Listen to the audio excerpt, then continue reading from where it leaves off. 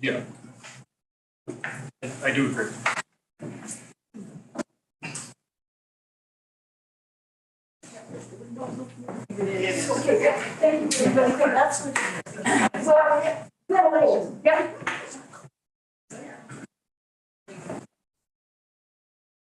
All right, folks, we'll call this meeting to order.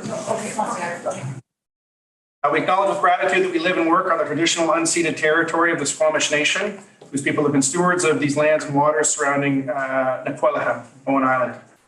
Welcome to the Bowen Island Municipality regular council meeting of January 23rd, 2023, and thank you for joining. I'm Andrew Leonard, the Mayor of Bowen Island Municipality and the chair of this meeting.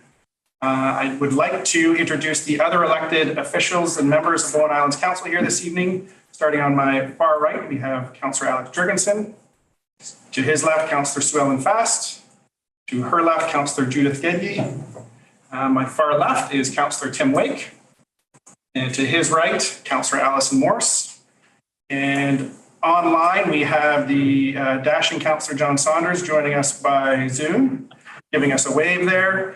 And we're also joined by several members of our professional staff this evening, including our Chief Administrative Officer, Liam Edwards, our Corporate Officer, Sophie Idsinya, our Manager of Planning, Daniel Martin, and our Manager of Parks and Environment, Carlos Hoos. This meeting is being recorded, and when members of the public speak during public comments or the question and answer period of our meeting, your presence and voice will be included in the permanent recording, which will be available at bowenislandmunicipality.ca and on our YouTube channel, live to the 493 people that are watching it right now and in the future. This council meeting is an official forum for the conducting of business of local government. We all love our home. We are all passionate about what happens in this community, and I'd encourage everyone to maintain a constructive and respectful tone during the meeting and to direct comments for council during the public comment or Q&A portions of the meeting to myself. The agenda and full council package for this evening's meeting is available on bowenislandmunicipality.ca. And that said, I will look for an approval of the agenda as well as the late items.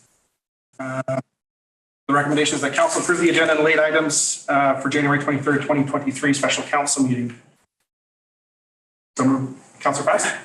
No, I'm not moving it yet. Moving, yep. I'm interested in on the on-table package. There's agenda 1.1. This is a late item, a request for a delegation, John Dumbrell and residents living near Bowen Cider House. And I would like to move that this be added to the agenda. Perfect. I might recommend that we add it to the agenda as item 5.2. Okay. Yeah. As item 5.2. As item 5.2. Do I have a seconder for that motion? Seconded by Councillor Wake.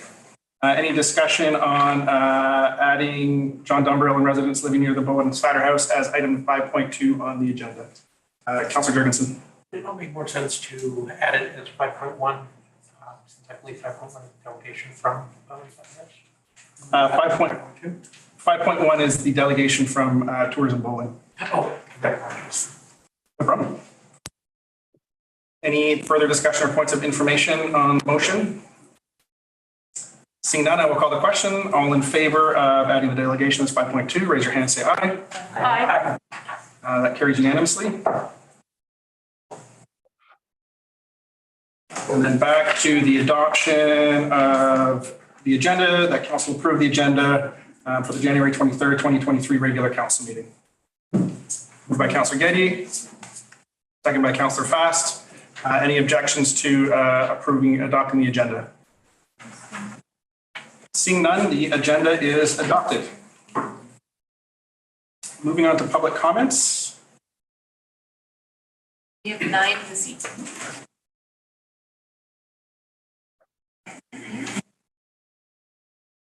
So seeing 9 public comments, we will give a minute and a half. Sorry.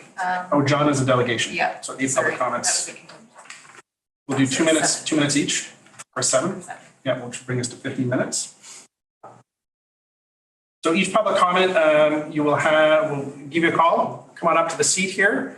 Get settled, feel relaxed, state your name for the record, your address if you feel that it's appropriate. And you'll be given 2 minutes. I will have the corporate officer set the timer for 1 minute and 50 seconds. So when you hear the timer go off, you have the ability to finish your last thought and deliver your closing point here to council. And the first comment that we have is Rory Macintosh. Rory Macintosh. Mr. Macintosh, please grab a seat here in front of us. Thank you. I'm Rory Macintosh. I live on Sawmill Lane above the cidery. I'd like to thank everybody for doing all this work, all these documents flowing back and forth. My goodness. I'm sorry, I can't keep up with it. It's always too much for a community member to keep up on the details. I did see the most recent submission for community neighbour agreement and extending the hours in the morning. That sounds great. Extending the hours in the evening. And I just don't see how we're going to be able to have 150 people outside serving alcohol and respect the noise bylaws. That's always the issue for me, is the noise. That's all. Thank you. Thank you, Mr. Macintosh. So we have Kirsty Johnstone. Ms. Johnstone? Hi, yes, my name is Kirsty Johnstone, and I have a comment on the cidery. You're a new council, but municipality is not new. We've had municipality now for 20 years. We've got a huge number of bylaws, regulations, processes. Everything is in place. The municipal staff has worked incredibly hard on developing these processes.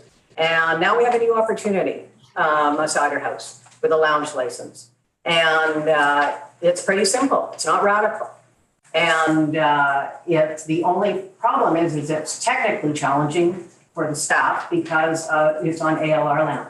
But what we have is we go through the process. We've had copious numbers of meetings, of public information meetings. We've had discussions about good neighbor agreement. And we hear the same people over and over and over again. No, I don't want it in my neighborhood. Well, we've got a lot of people in the neighborhood that do want it. And I think we as islanders and you as a council need to think through how much time you put into stuff like this and listen to a very few people go on and on and on with bylaws that are already in place for noise. There's provincial regulations for water and for sewer, but people seem to be thinking they're reinventing the wheel and making comments on all of these things. And if Bowen can't move forward and can't approve something simple like this, then we've got a real problem. And the island is a big island and things are changing. They've changed a lot more in my lifetime than for most of the people here. I've been here all my life. And I think we just need to think through these things and start saying yes. And how can we make this work as opposed to, no, I don't want it near me. And that's my comment. Thank you, Ms. Johnson. Next, we have Rebecca Harden. Hi, Mr. Harden. It's all my time. I should be short and sweet. Hello. Hi. Thank you for having me. My name is Rebecca Harden. I'm the consultant on file for Bowen Cider House.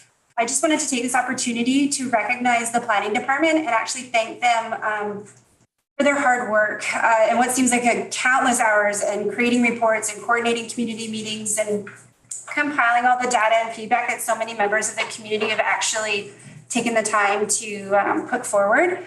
We believe the Good Neighbor Agreement within the report tonight captured most of all, if not all, of the community concerns raised, and we're proud of the 141 letters of support we received, with 23 of those letters of support coming from within the 300 meters. And we understand the concerns raised by those who wanted restrictions in place. Those restrictions we believe have been captured within the Good Neighbour Agreement, and that we ask you please to approve the planning recommendation in front of you tonight that allow Bowen Cider House to move forward with their family business at 1125 Grafton. Thank you. We have Liz Nankin.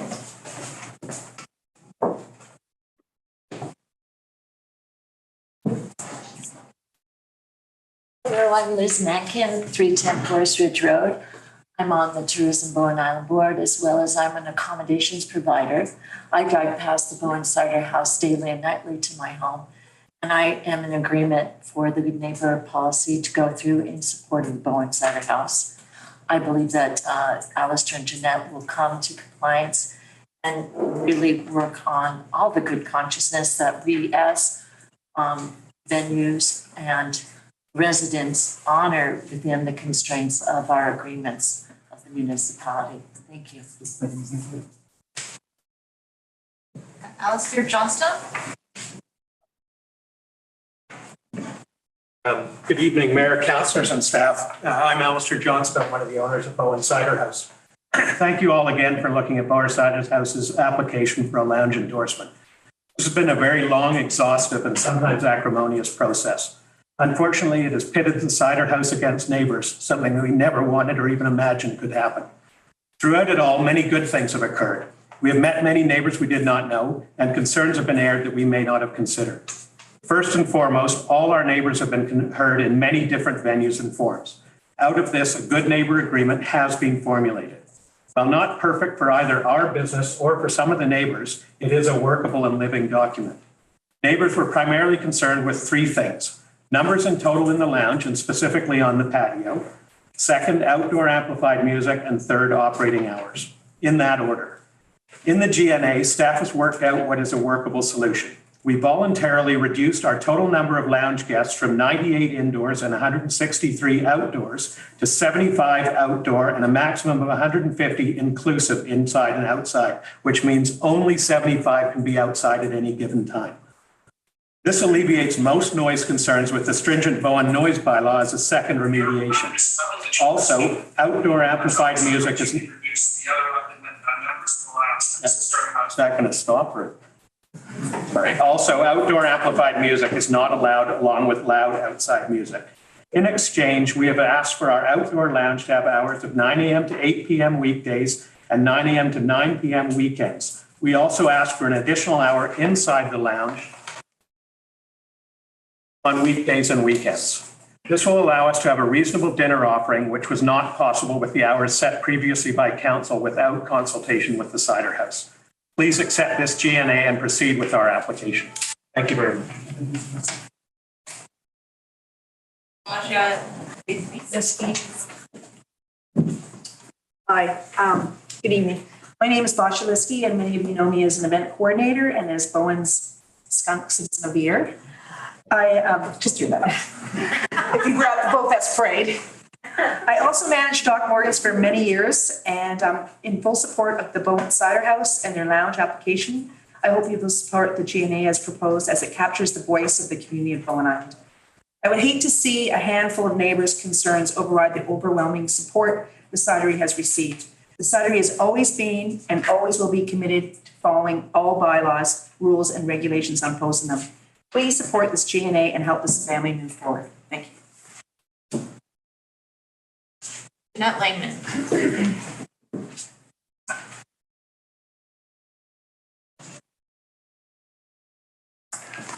I'm Jeanette Langman from Bowen Cider House.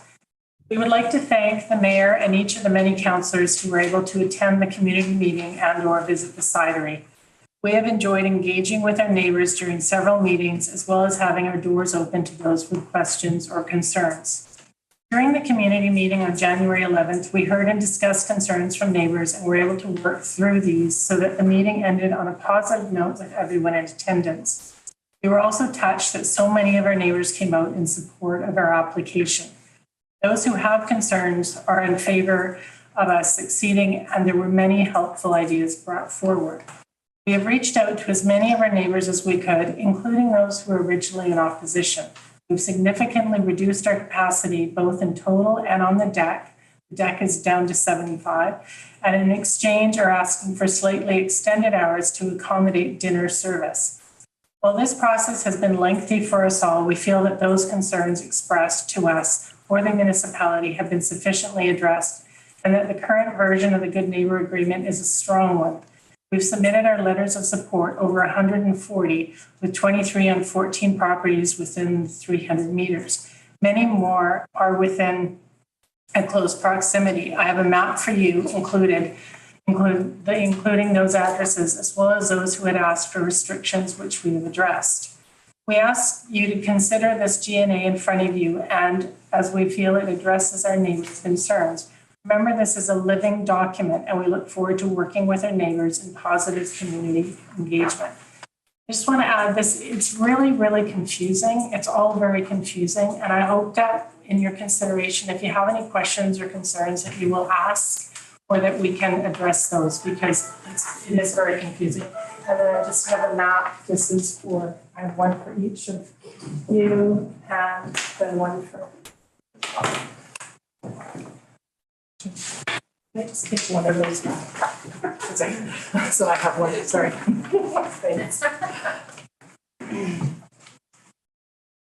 Thank you so much.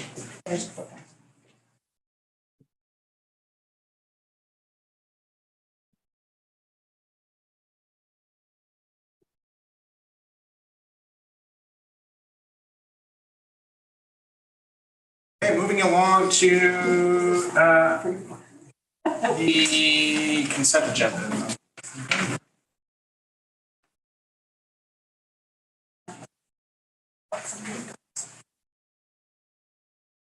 Councillors, before approving the consent agenda, are there any councillors who would like to pull items from the consent agenda?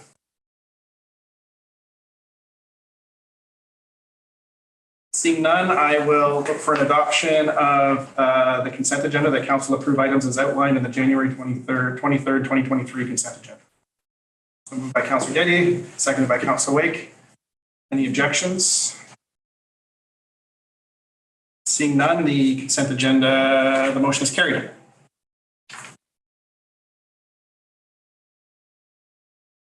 Item 5, delegations. 5.1, Jody Lorenz, Tourism Bowen Island, regarding the development of the tourism strategic plan. And Liz Nankin too. Feel free to bring an extra chair up to the table so that you can. Oh, well, we're going to keep it brief because we have a full agenda. Really fast. Good evening, Mayor, Council, staff, and Bowen Islanders. I'm Liz Nankin, and I am the chairman of Tourism Bowen Island Association. Jody Lorenz and I are very pleased to be here. We want to tell you about the tourism strategic planning and engagement process that we will be embarking on in the next few months.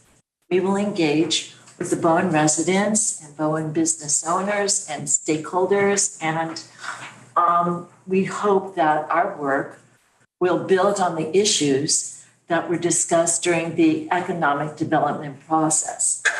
But first, some people may really not know what Tourism Bowen Island does. And Jody will briefly describe our work in our association. Good evening. Yeah, we just thought, given that some councillors, as well as a lot of the community, a little bit of confusion of what we are. So I'm going to read this. I don't normally do that, but I'm going to read it just to be more efficient here. So Tourism Bowen Island is a small nonprofit member-based organization managed by a volunteer board of directors. TBI is a community destination marketing and management organization. So that means that we support economic development through tourism, and we also provide visitor services and community services that help to manage tourism. TBI has approximately 75 business members. TBI was established in 2015 when the municipality's Economic Development Committee identified tourism as a key economic driver. TBI then adopted in 2016 the municipal branding that we're all quite aware of. And I think as a result, that has led to some confusion. So I just want to clarify that TBI is not part of the municipality. We are a nonprofit organization separate. However, we do operate the Visitor Information Center on behalf of the municipality, and we operate that from Victoria Day weekend until Labor Day. And for doing that, we get a small service fee. And this is a common visitor services model that is used throughout the province and across the nation. Since TBI was established, the tourism landscape has changed and is constantly evolving, as we know. And TBI too has also evolved. And as an organization, we strive to facilitate sustainable tourism ecosystem that supports well-being of the community and our lands. However, the challenges impacting Bowen are often externally driven, as we all know, such as COVID, inflation, affordable housing, social media, etc. So solving the problems which a lot of people see as tourism is not necessarily as easy or quick to do. And striving for a sustainable tourism ecosystem is actually quite complex because it does bring together all those other issues. As Liz mentioned, we're here to tell you a little bit about the work that we're going to embark on. And so thanks to a grant, over the next 2 months, we'll be engaging with residents, businesses, and stakeholders through a series of forums that will include meetings, focus groups, and hopefully a town hall. We want to continue the discussions that were started during the economic development planning session, but we hope to delve deeper. We know that there's many talented people on Bowen, and a lot of people have very valid concerns, but also ways that we can maybe all, if we join together, have a community plan. So we've got a small team of experienced tourism consultants who will lead the engagement process under the guidance of the steering committee. Our goal, as I said, is to create a community-based tourism master plan that supports sustainability and supports the well-being of residents as well as our environment. Coming here tonight is a little bit premature, but council only meets every 2 weeks, so we wanted to take this opportunity so we could tell you now. So we're still setting up the actual engagement session, so I can't give you specific dates at the moment, but we will be setting up a web page, and that's where people can go to get dates. We'll also be doing a newspaper article, social media, things like that to get the word out. I want to encourage anybody who wants to email or phone, please do. We're happy to engage in whatever way somebody wants to about this whole process. So I want to make sure people are aware of that. And of course, we're aware that Metro Vancouver Parks is going to also soon be doing their engagement. And we know many residents have questions and concerns about the park.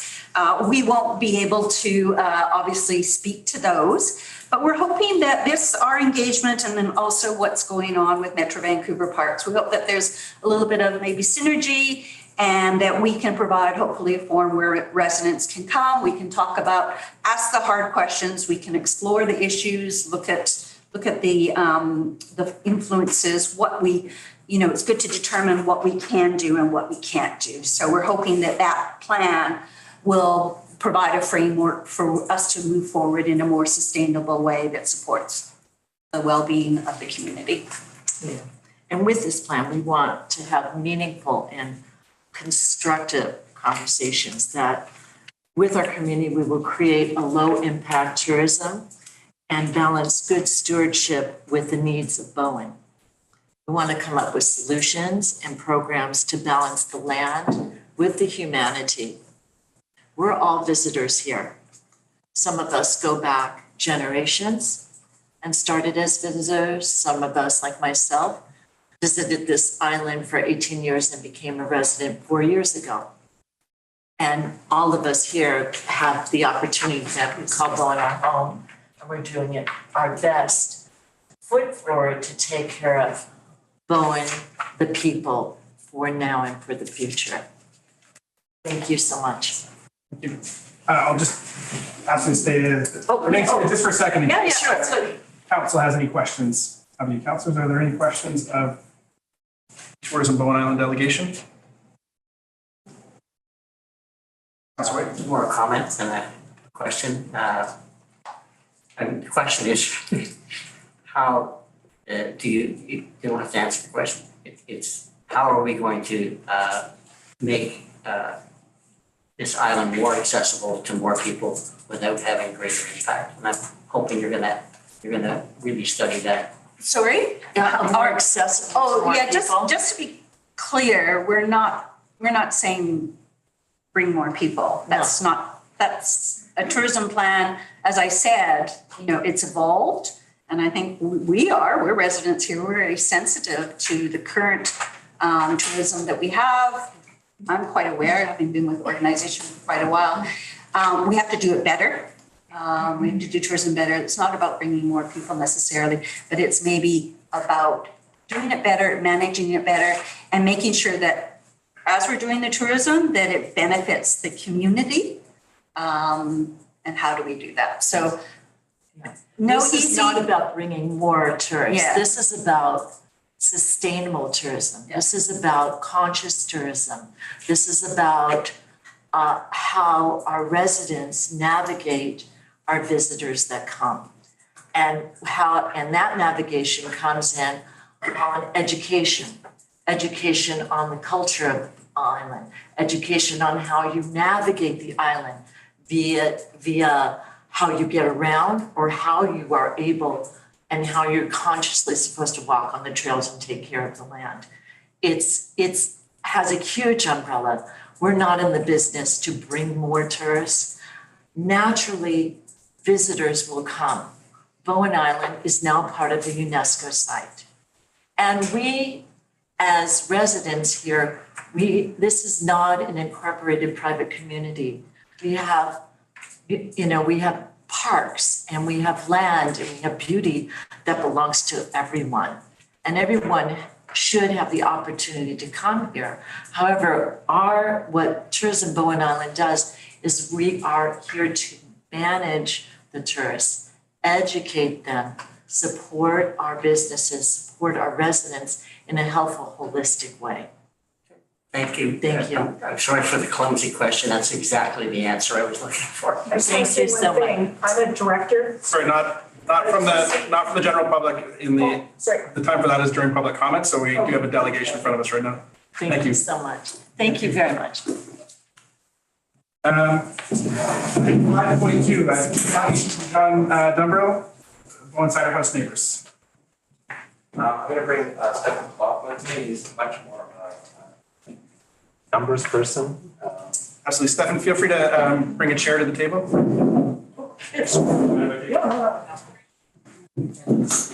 Stefan lives a couple doors down. So we have about 12 minutes, I believe, for the delegation, including questions. Thank you. First of all, thanks for reopening the lounge application process, all of you. This came in the wake of a neighborhood opposition to the proposal from the final meeting of the last council, as you know, and we appreciate that this has brought an unexpected complication to the start of your tenure and time. It's been frustrating for all of us. The neighborhood has repeated its support of the cidery as a business and the operation of the lounge. I want that to be known. I feel that truly. I think you will find that as a genuine sentiment. Our initial concern was about the scale and impact and the impacts on the community that's bought homes near other personal residences and farms. We didn't want to see it change from a farm area to an event area. That's a key point for us. So when we did first question the scope of the operations, we found out that it was not going to be compared to Riley's cidery because it's on the ALR lands. Because it has ALR land, they're entitled to this application for a license. So we just asked to look at the proposed scale. The basis of our presentation is to present normative patio numbers on ALR cideries lounge numbers, including patios.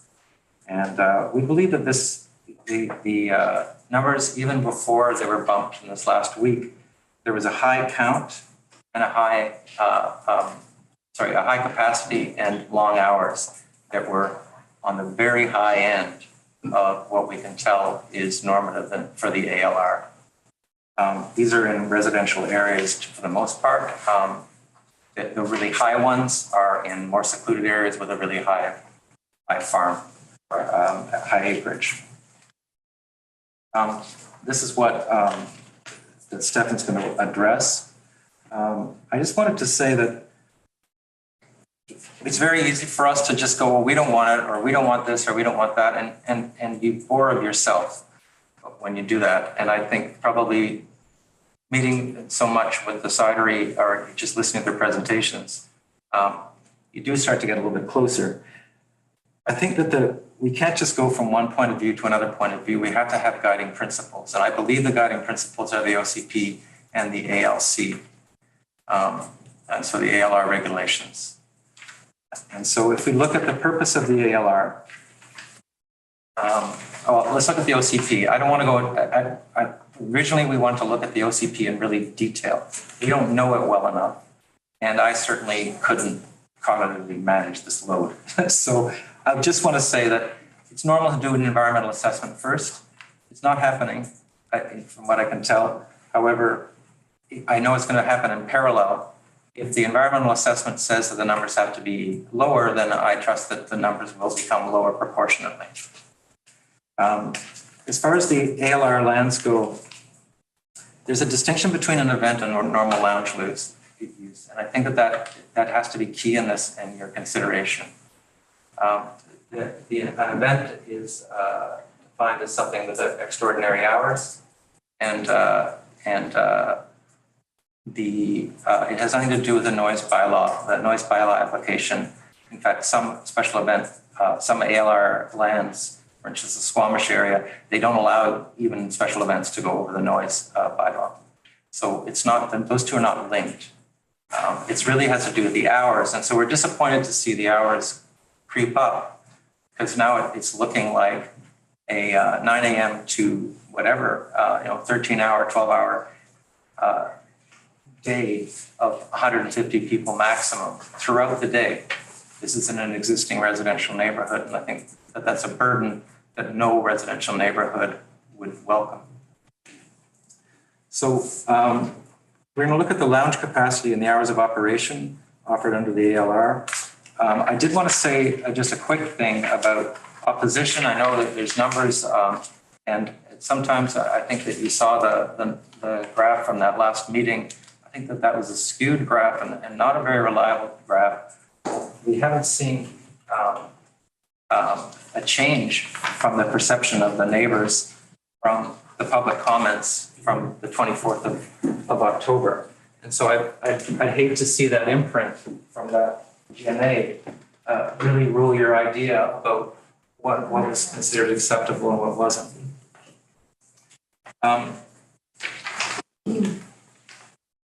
One issue, I'm not going to deal with that.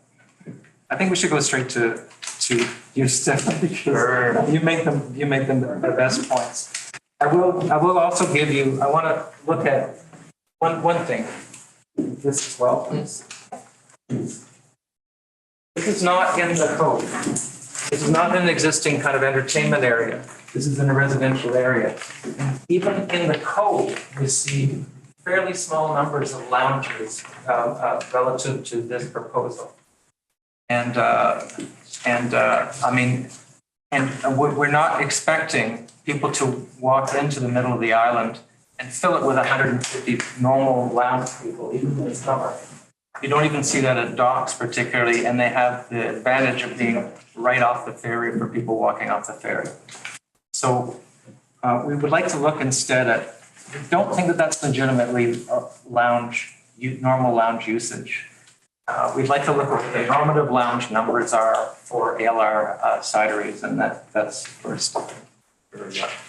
Hi, Stefan Klopp. I live 590 Counter Road.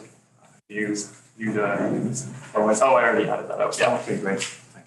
A my wife and I wrote a letter earlier today. I hope you were able to read it. Our great concern is safety, and with added numbers, you just increase risk. The big issue is infrastructure on this island, and there's not a lot of infrastructure for people to get back from the cider house past 6:50 on weekends and 8 p.m. I believe on weekdays. So that's the big kind of concern for us is people driving maybe under the influence of alcohol.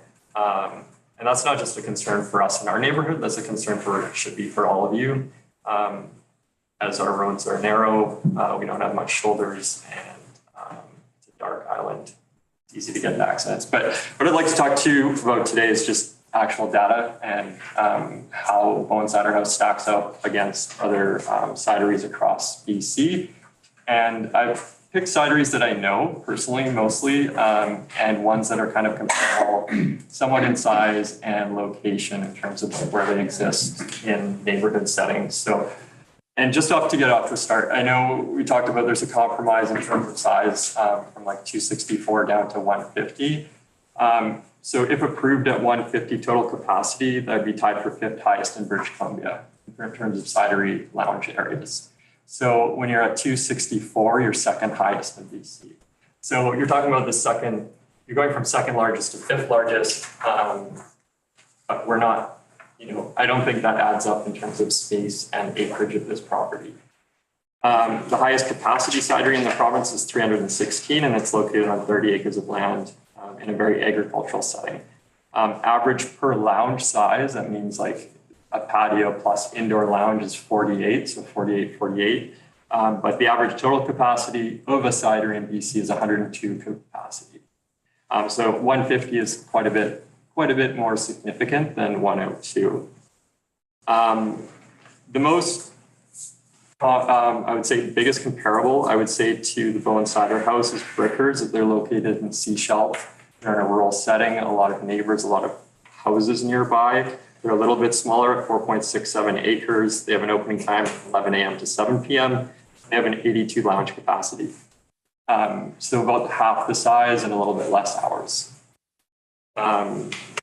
Cider Works on Salt Spring Island, 5.14 acres. They're 9 to 9, and they have a 40 lounge capacity.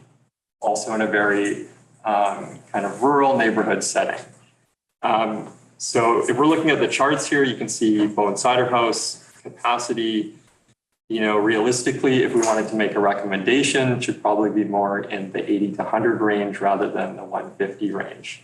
Hours of operation or lateness of service, you can see the existing, the 9 p.m., that kind of fits right where it should be in terms of like what we're seeing. If you're pushing that to 11, now you're at the very late kind of end of cidery opens. And then just hours open, the 11 hours, that seems right in the middle and where it should be. If you're pushing that to 11, you're hitting that 13, 14 hours open. That's also hitting the high end of cideries. So Bowen's a small community. I understand we get a lot of tourism from the mainland, but we need to consider that this setting is still a very rural setting, and we need to take into consideration the safety of kind of all the people who live here and the people who are visiting. Making the 5th largest lounge area of a cidery on Bowen Island seems a little out of touch with the population here and the setting we have. So that's the point we're trying to make. I'd like to add one thing, which is typically when we were asked about, do you want, are the hours okay and is the capacity okay? Typically those two have a bit of a pull, because if the capacity is really low, the hours don't have that much impact. If the hours are really low, then a large capacity doesn't have that much impact. So when you do make a decision, we'd like you to consider that. Those two compound as they go out. Also, the GNA is kind of a hybrid document. We're not really sure if we're talking a neighborhood agreement just for the license or for the cidery itself. Cidery has other operations beside the lounge operation. And so if you're looking at numbers and going, well, it'll support 100 numbers of 80 people or 100 people, whatever you decide, you have to look at what other possible operations are there, including the tasting room, including the picnic area, including any other ancillary activities. And I think that we need you might want to consider a hard limit. I don't know. But in other words, if we're talking about impact of numbers, those other ancillary activities have to be taken into consideration. Thank you. Any questions? Maybe time for a quick question or two if council has any questions. Councilor Morse? The hours of operation that you're listing, are they taken from the websites of the various places? No, I took that from the liquor board. So those are the service operations. I believe alcohol services. Does that make a distinction between special events or not special events? It doesn't, unfortunately. Any other questions from council? Thank you so much. Thank you very much.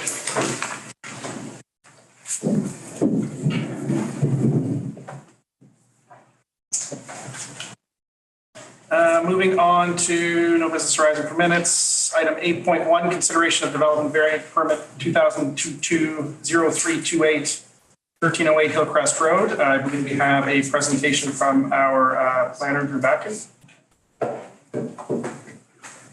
Live and in person, thank you for being here.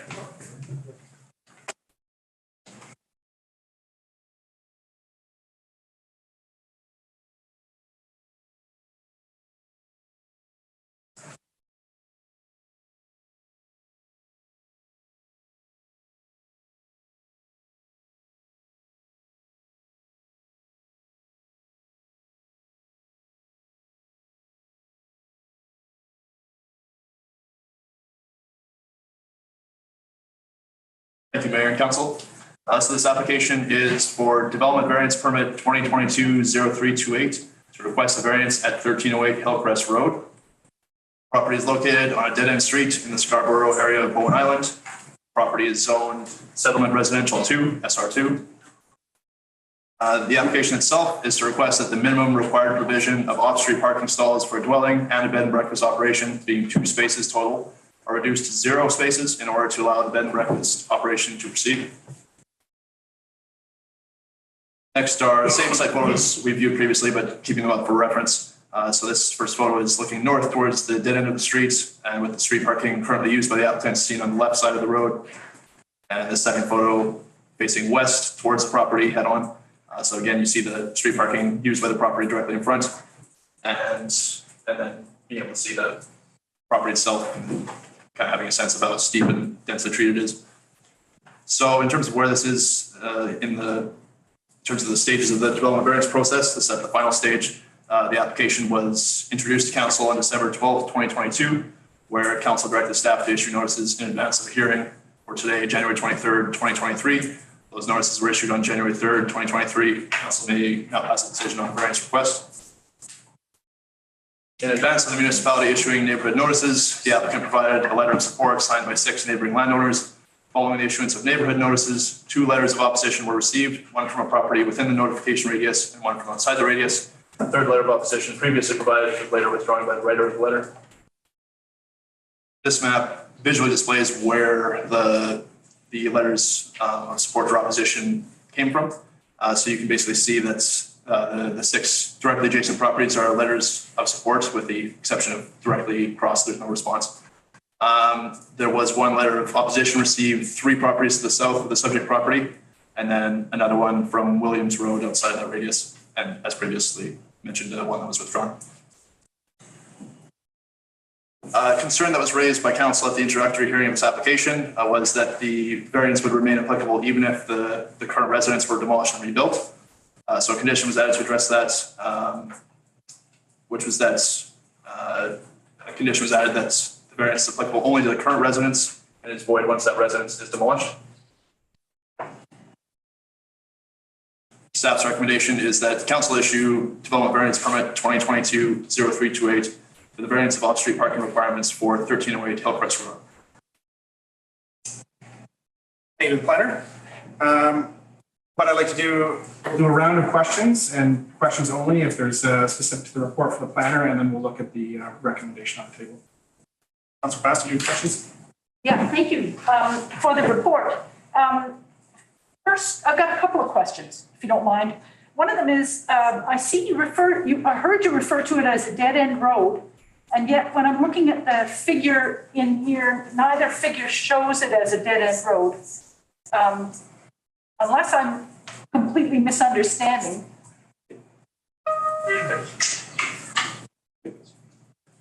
Councillor Fest, I mean, like the legal, like if you look at the legal plan, you can't see where the road functionally ends. There's a legal roadway, but I guess just functionally, it's a not a through road. Okay, so currently it acts like a dead end road, but there is a legal road right away that could in the future go through. Is that correct? That's right. Yeah. And okay, thank you. So it's not really a dead end road necessarily. It's acting like that now. Okay. Okay, thank you. And then if I may go ahead with another question, because I'm trying to think 50 years down the road and that kind of thing.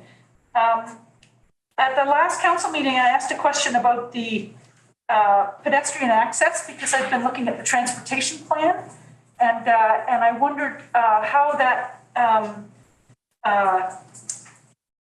pedestrian route would be protected when it's so dangerous to walk down on on Scarborough Road and on the main road. And I saw it in the transportation plan that was part of a designated alternative transportation route, but there's nothing in the report about this. So my question is, how will that pedestrian access avoiding the busy main road be protected according to our adopted transportation plan? Fair enough. Yeah, there is a potential for conflict there. If there were in the future a path put alongside within the road right away, but alongside the paved roadway and a pedestrian path, that would effectively take out that street parking area that they're currently using. So yeah, there's potential for conflict there, I'd say.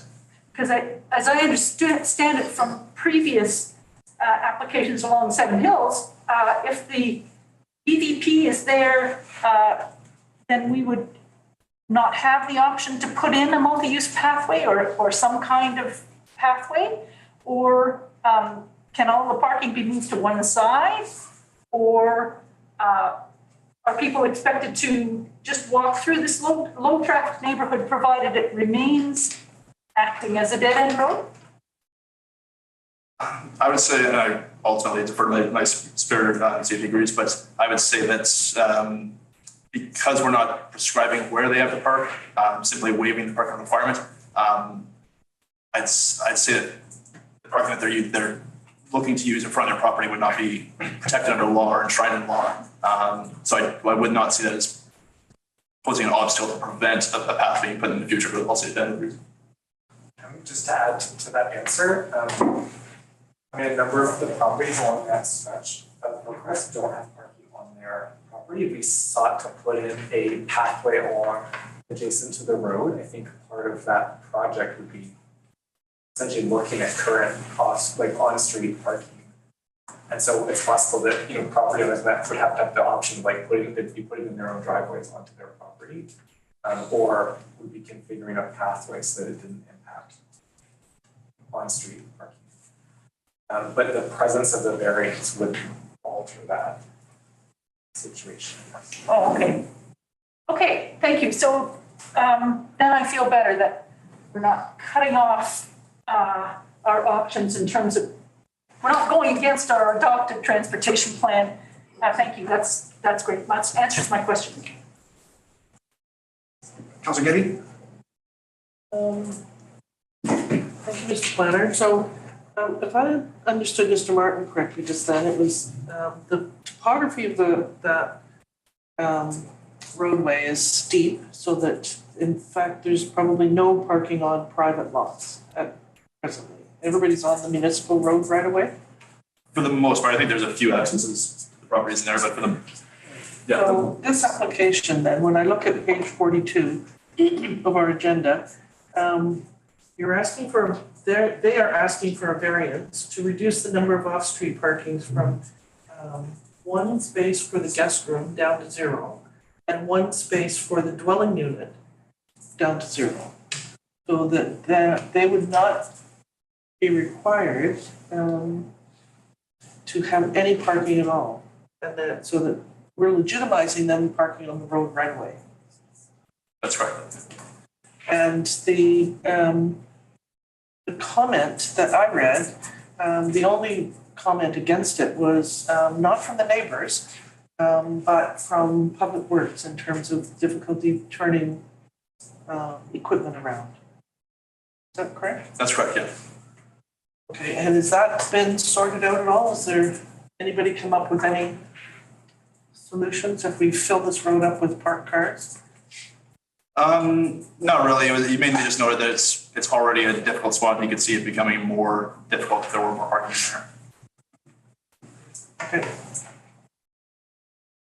Councillor? Any other questions from council? Councillor Jurgensen? Through the chair to the planner, is there a possibility of time limiting the adding a condition to time the variance? Councillor Jurgensen, I believe that could be a valid condition added. Would you agree, Mark? And that's in addition to the condition on it applying only to the current residents, so that whichever expired first, the demolition of the current residence or the time constraint. Right, okay. I think that's a valid, I think that can be it. Councillor Jurgensen, are you referring to the limit, like the length of time that the variance is in effect for? Yes. I suppose that could also be considered as a variance on what time people are allowed to park there. That was not my intent, it was a variance. Are you thinking time in like hours per day or year? No, years that the variance would apply. Thank you.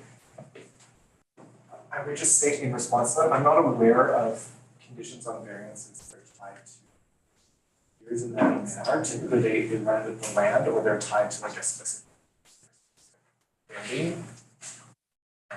So I think that would be something we'd have to look into more if that's the direction council wishes. In this case, staff added that condition that it ties it to the life of the building. Essentially, when we build the building, the trigger the need to provide parking on site. And we would probably have to research more about like a sunset clause in essence on the various Thank you. Councillor Moore's question? Just following up on that question, there's a limit now it's tied to as long as the building exists. Could there be a limit tying it to as long as the existing owners own the building? Sorry, I'm not sure of the different bill. The same as like a variance permit typically runs with the land. Like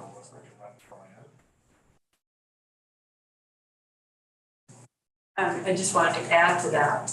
I did drive down there and there's, might be tight for a snowplow to turn around at the end of the road, but we didn't have any trouble. And the cars were parked well off the travel portion of the road. They weren't infringing into the travel portion at all, but they were angled, and we actually figured there was room for 4 cars there.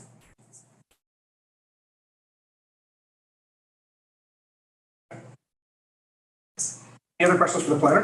Councillor Wade? Thank you, Planner Paxton.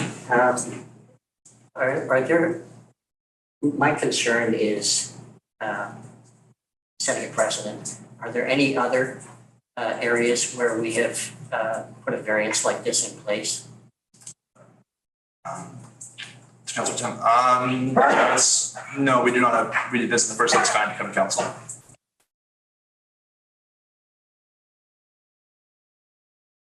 Councillor Wick? No further questions. Do we have a motion to dispose of this piece of business?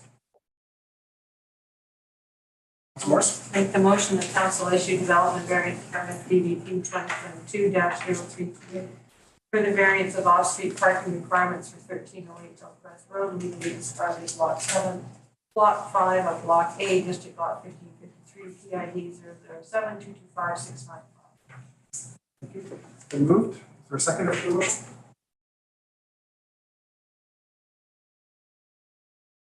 think John just seconded it. Seconded by Councillor Saunders. Any discussion on the motion? Councillor Wick.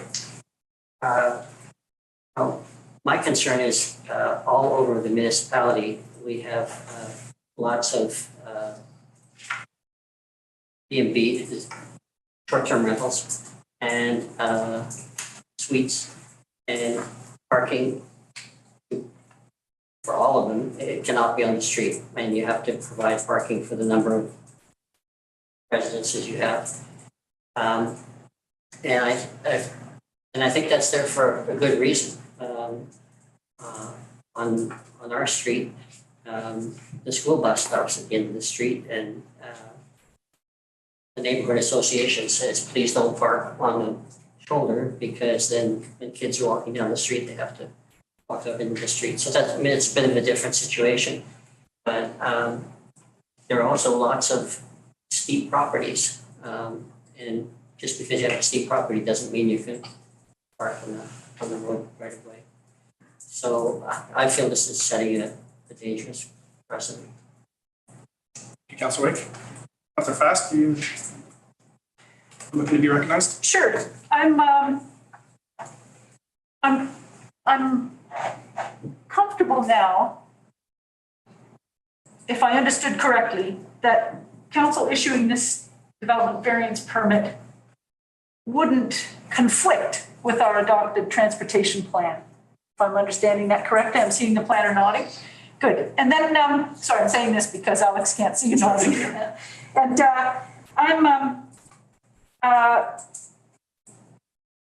and I understand that the residents to operate their bed and breakfast need a building permit. Sorry, a business permit, a business license. And to get that, they have to do this. And I'm just wondering if they're,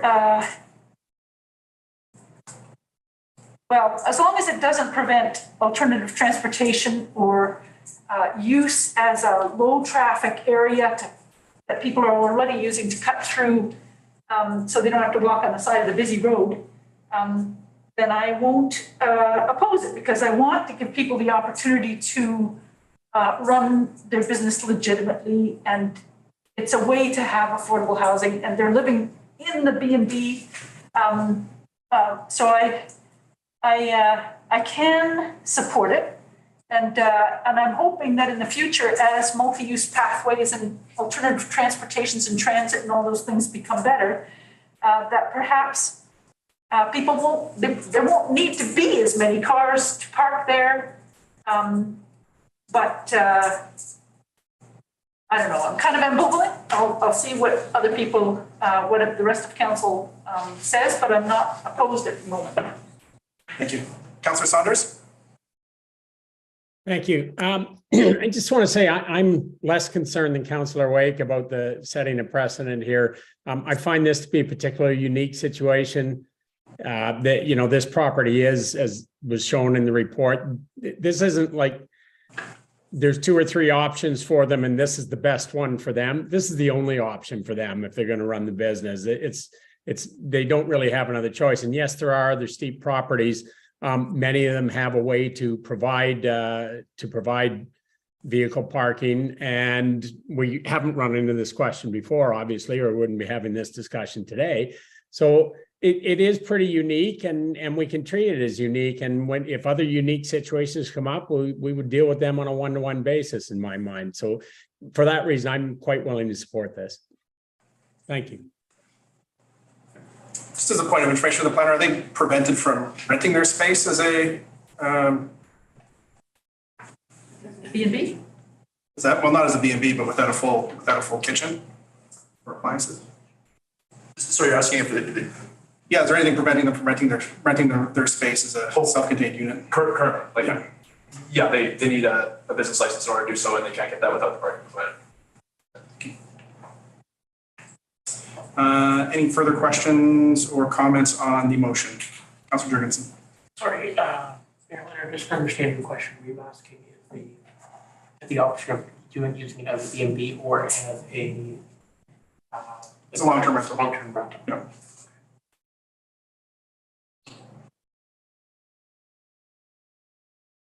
Councillor Getty? I'm inclined to vote against this. I think that we've got a lot of problems with cars and parking. I think this is a narrow road, and I'm mostly concerned about emergency vehicles that are coming to work. So,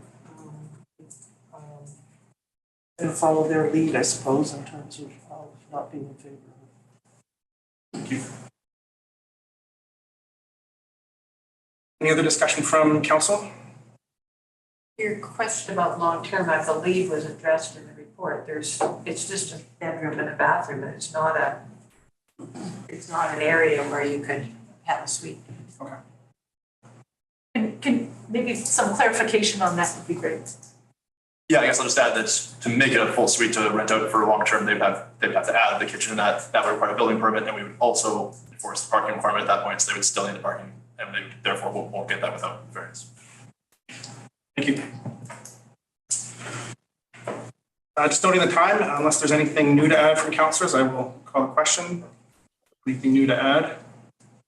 Seeing none, I will call the question. All in favor of council issuing development variance permit DVP 2022-0328 for the variance of off-street parking requirements for 1308 Hillcrest Road, legally described as Lot 7, Block 5 of Type A, District Lot 1553, PID 007-225-695. All in favor, raise your hand and say aye. Aye. All opposed, raise your hand and say nay. Nay. Nay. Mayor Leonard, Councillor Wake, Councillor Jurgensen, Councillor Fast, and Councillor Getty opposing. The motion fails. Moving on to item 8.2. Consideration of the lounge endorsement area, Bowen Island Cider House, 1125 Grafton Road, Natasha Chong, Island Community Planner with the report. Joining us from Zoom. Good evening. I will share my screen.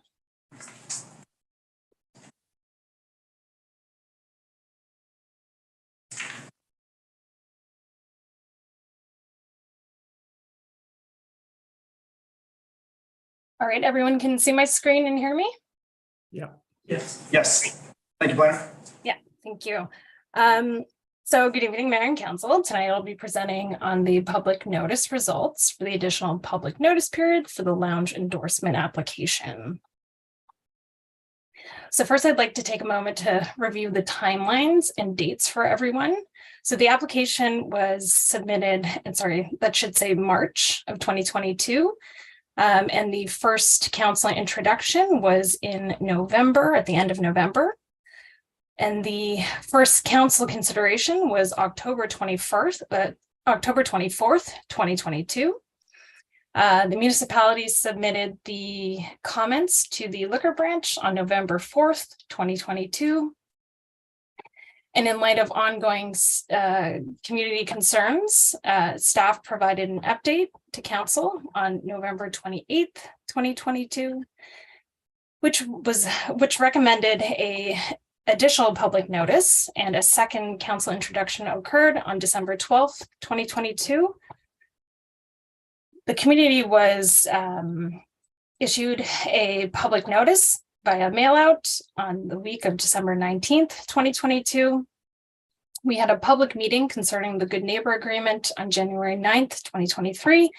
And now today, January 23rd, 2023, we are discussing the application for council's consideration. So before diving into the results of the additional public notice period, I'll just go over a brief background of the application for anyone who's just tuning in. So as most of you know by now, Bowen Cider House is located mid-island, so nestled at the intersection where all the three roads of Grafton Road, Cowan Road, and Adams Road meet. The cidery is located at 1125 Grafton Road, which is locally zoned Rural Commercial 1 in Bowen Island's land use bylaw and provincially zoned as agricultural land reserve. And as I've mentioned before, cidery use is not a permitted use within the land use bylaw. However, given cidery use is a permitted farm use under the ALR regulations, the Bowen Cider House is permitted to apply for a lounge endorsement and operate a cidery. So as part of the agricultural land reserve, the cidery is permitted to apply for an indoor and outdoor lounge of a maximum of 125 square meters. Given this is a farm use in the ALR regulations, the lounge cannot be prohibited. However, the local government can place restrictions and conditions on the application and provide comments to the LCRB, so the liquor branch, for their own internal review. So before I review the additional public notice period, I'll remind council of the initial public notice. So for the 300 meter mail out, there were 23 household responses, with 2 households in support, and 21 households concerned. There was 1 group letter with 31 respondents, with 10 individual letters also sent to mayor and council. Overall, these letters conveyed concerns pertaining to noise, parking capacity, and hours of operation. And then for the initial public notice responses for outside of the 300 meters, the municipality received 125 letters in support and 4 letters opposing the cidery. And in light of the public notice responses, in an effort to address the public concerns, council made the following resolution. I'll just briefly go over it. So council decided to make a comment to the LCRB based on the maximum hours of operation being Sunday to Thursday, 11 to 7, Friday to Saturday, 10 to 9. That all patrons of the cidery coming by motor vehicle must park within the grounds, so there's no off-site parking, and that Bowen Cider House may apply for a special events permit to operate outside of the approved hours for events, and a limit of 10 per year. And finally, no amplified outdoor noise is permitted. So moving straight into the public notice period, or I should say the additional second public notice period, I want to first remind council how the community was notified.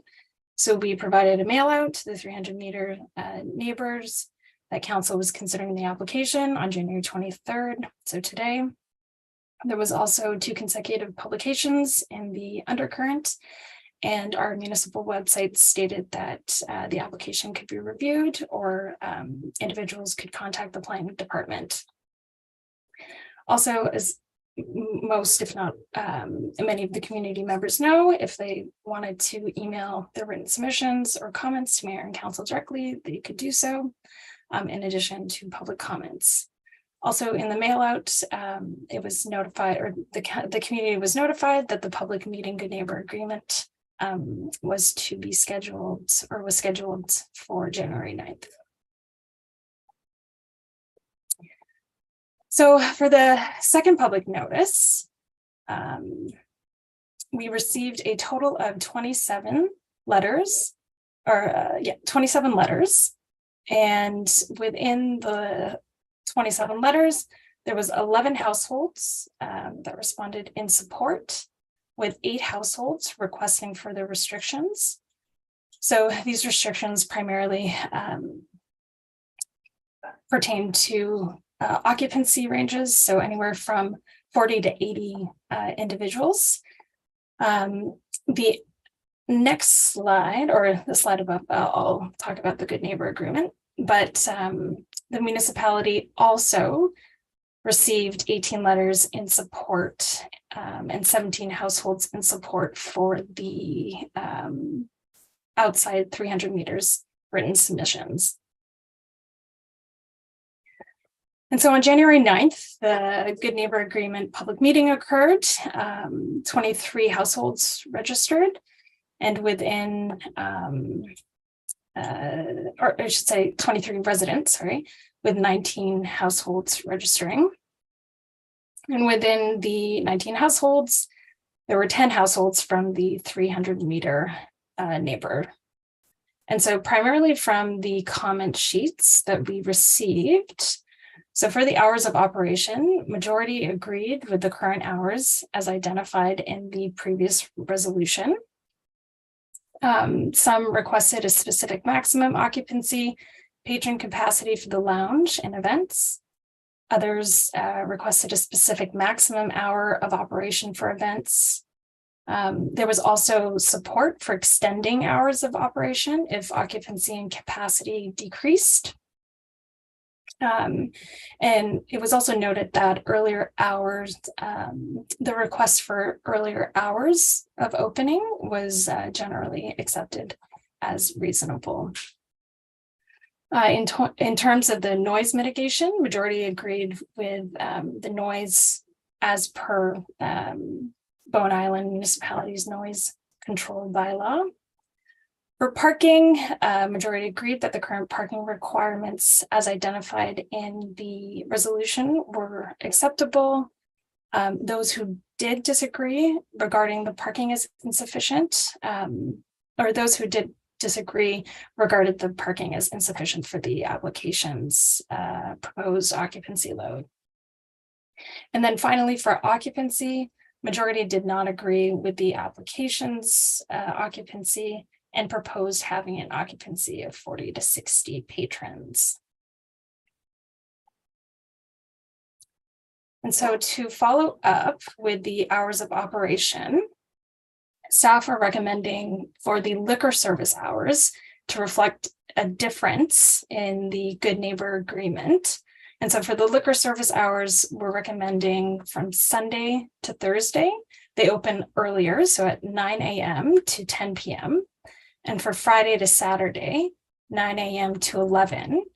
And so we're recommending extending the hours to provide the cider house with, or I should say to accommodate the cider house for flexibility with event timing.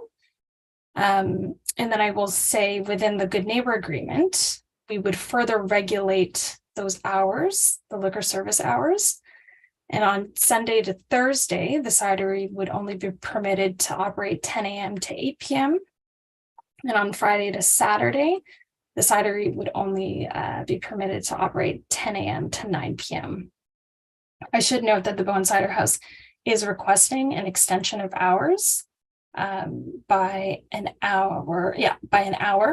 So on Sunday to Thursday, 9 a.m. to 9 p.m. close. However, the exterior lounge would close at 8 p.m. And on Friday to Saturday, they're requesting a 9 a.m. to 10 p.m. with a 9 p.m. exterior lounge close. And so to follow up with the occupancy, staff are recommending the patron capacity of the combined indoor and outdoor lounge be 150 persons. And so we chose to go with the agricultural land reserve, 150 persons, again, to accommodate the likelihood or the potential for their special events. And we are also recommending that the patron capacity of the exterior 125 meters square meter lounge area to be 75 persons. Additional considerations that we believe should be discussed. So again, as mentioned in the introduction presentation, so septic is still an ongoing issue. The cidery needs a finalized occupancy load to determine what they're permitted. And so this will be reflected within the upgrade. Again, BIM will not issue the business license amendment until septic complies. Another issue or additional consideration would be water capacity. So a community member was asking about the development permit area. So Bowen Cider House is within the watershed. However, because there's no disturbance of soil, a development permit area application is not required. However, that said, we are following up with Vancouver Coastal about any potential water supply issues. And if anything is flagged by Vancouver Coastal, we will address this with the applicant. And again, we will not issue the business license amendment if there are any water capacity or water supply concerns. And then finally, for agricultural land reserve compliance, there were comments from I received comments from the community about ALR compliance, and staff or myself, we did receive communication from the ALC that there were no historical contraventions. And so staff have asked, or staff will be asking the applicant to provide either a letter of assurance for compliance to the ALR regulations. And again, we will continue to work with the applicant and not issue a business license if any non-compliance is determined. And so, as I've mentioned on the previous slides, the recommendations, I will just go over them again. So that council directs staff to provide additional comments to the liquor license referral lounge endorsement area for Bowen Cider House at 1125 Grafton Road, legally described as Lot 1, Block D, District Lot 492, Plan 2250, PID 009375627 as follows. Whereas providing comment to the Liquor and Cannabis Regulation Branch from the October 24th, 2022 council meeting, council authorized an additional comment period on the liquor license lounge endorsement area for Bowen Cider House at 1125 Grafton Road. Now, therefore, council provides the additional comments to the Liquor and Cannabis Regulation Branch that the maximum hours of liquor service be Sunday to Thursday, 9 a.m. to 10 p.m., Friday to Saturday, 9 a.m. to 11 p.m.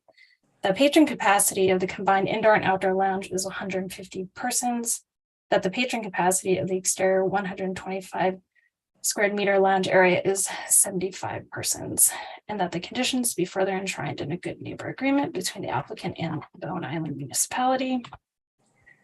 And additional recommendations are that council receive the proposed good neighbor agreement between the municipality and Bowen Cider House, and that council direct staff to submit the council resolution or the pending council resolution and comment reports of the Liquor and Cannabis Regulation Branch in response to the additional public notice of the Bowen Cider House Lounge endorsement area referral and good neighbor agreement.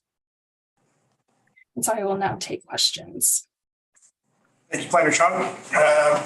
I'll open the floor to questions. We'll do one round of questions. I would encourage everyone to keep them as sharp as possible, and just because there's been a lot taken in. So I know that we've been, some of us have been to Kate's Hill. There's been many, many letters that council has received and read. They go directly to us. There's no gatekeeper. And the engagement of the community so far on this has been actually really amazing. I know it's been passionate and there's been lots said about it, but I appreciate everyone's participation. Mr. Jurgensen? Through the chair to the planner, if council determines that to grant the extended close for exterior close by 1 hour and then interior close at the current set time, the good neighbor agreement, or 8 p.m. and 9 p.m. 9 p.m. and 10 p.m. respectively interior, and 8 p.m. and 9 p.m. exterior respectively, what will be the process?